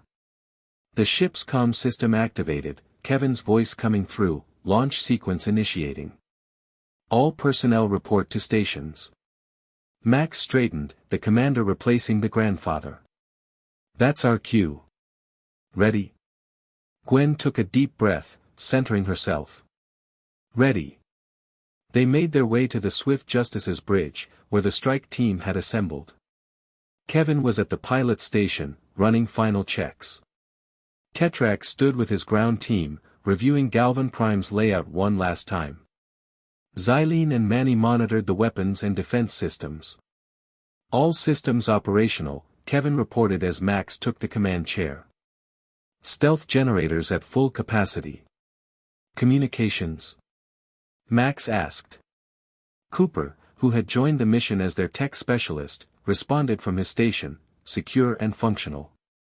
Resistance cells across 7 systems standing by for the signal. Weapons? Manny grinned fiercely. Locked, loaded, and then some. Max nodded, satisfied. Open the launch bay doors. The massive doors above the underground hangar slid apart, revealing the pre-dawn sky. The Swift Justice hummed with power, its advanced engines warming for immediate thrust. On my mark, Max ordered. 3, 2, 1, launch. The ship shot upward with surprising speed and silence, its stealth systems activating immediately to mask their departure from any Chimerian surveillance. Within moments, they had breached the atmosphere, Earth's battered surface falling away beneath them. Chimerian patrols detected, Xylene reported. Maintaining minimum safe distance. Set course for Galvan Prime, Max ordered. Maximum speed once we're clear of the solar system.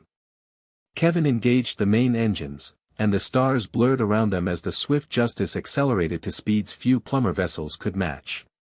Earth's solar system receded behind them, the first step of their desperate mission complete. Phase 1 accomplished, Max announced. ETA to Galvan Prime, 6 hours. I suggest everyone use this time to prepare. Once we arrive, there won't be a moment to spare. The bridge cleared as crew members went to their assigned tasks.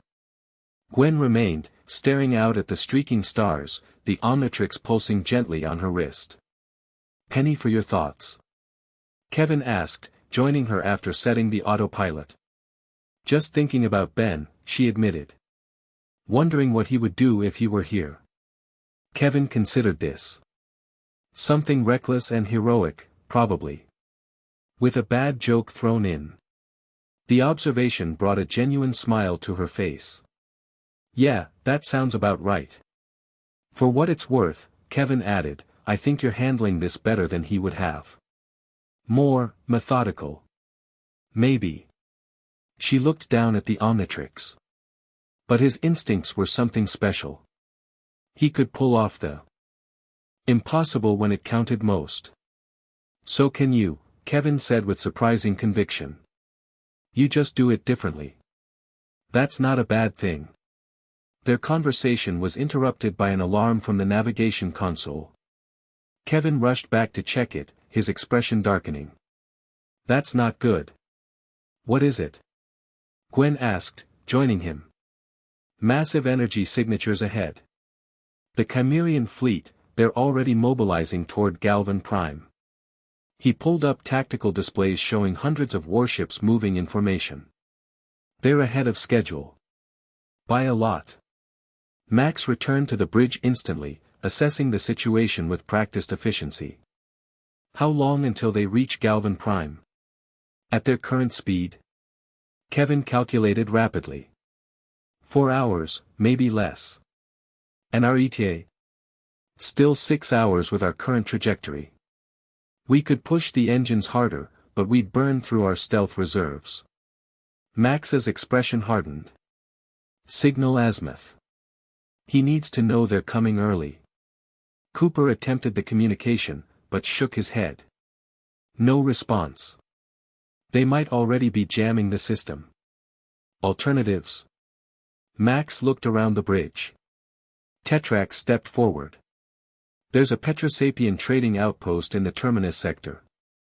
If we divert there, I might be able to arrange faster transport to Galvan Prime. Our ships are designed to evade Chimerian detection. That would add at least an hour to our journey, Xylene pointed out. But might get us there undetected, Max considered. Other options? Gwen studied the tactical display, an idea forming. What if we don't try to beat them there? What if we use their invasion as cover? All eyes turned to her. She continued, confidence growing. If we approach from behind their fleet, their own engine signatures would mask ours. We could literally ride in their wake all the way to Galvan Prime. Kevin looked impressed. Risky, but it could work. Their rear sensors will be focused on potential pursuit, not small ships drafting behind them. It's our best option, Max decided after a moment's thought. Kevin, adjust course to intercept the Chimerian fleet. Minimum safe distance, maximum stealth protocols. As Kevin reprogrammed their trajectory, Gwen felt the ship bank sharply, accelerating toward what most would consider certain death. They were deliberately heading toward the largest hostile fleet assembled in the sector's history. If this works, Cooper muttered, it'll be one for the Plumber Academy textbooks. When this works, Max corrected firmly. The next 3 hours were among the most tense Gwen had ever experienced. The Swift Justice maintained its course, drawing ever closer to the massive Chimerian armada. As they approached, the true scale of Vilgax's forces became apparent, hundreds of warships, troop carriers, and support vessels, all converging on Galvan Prime. Entering optimal drafting. Something went wrong with this response, please try again. Move to the next start next chapter. The end. Thank you for watching this video. Please be sure to subscribe to our channel and like this video.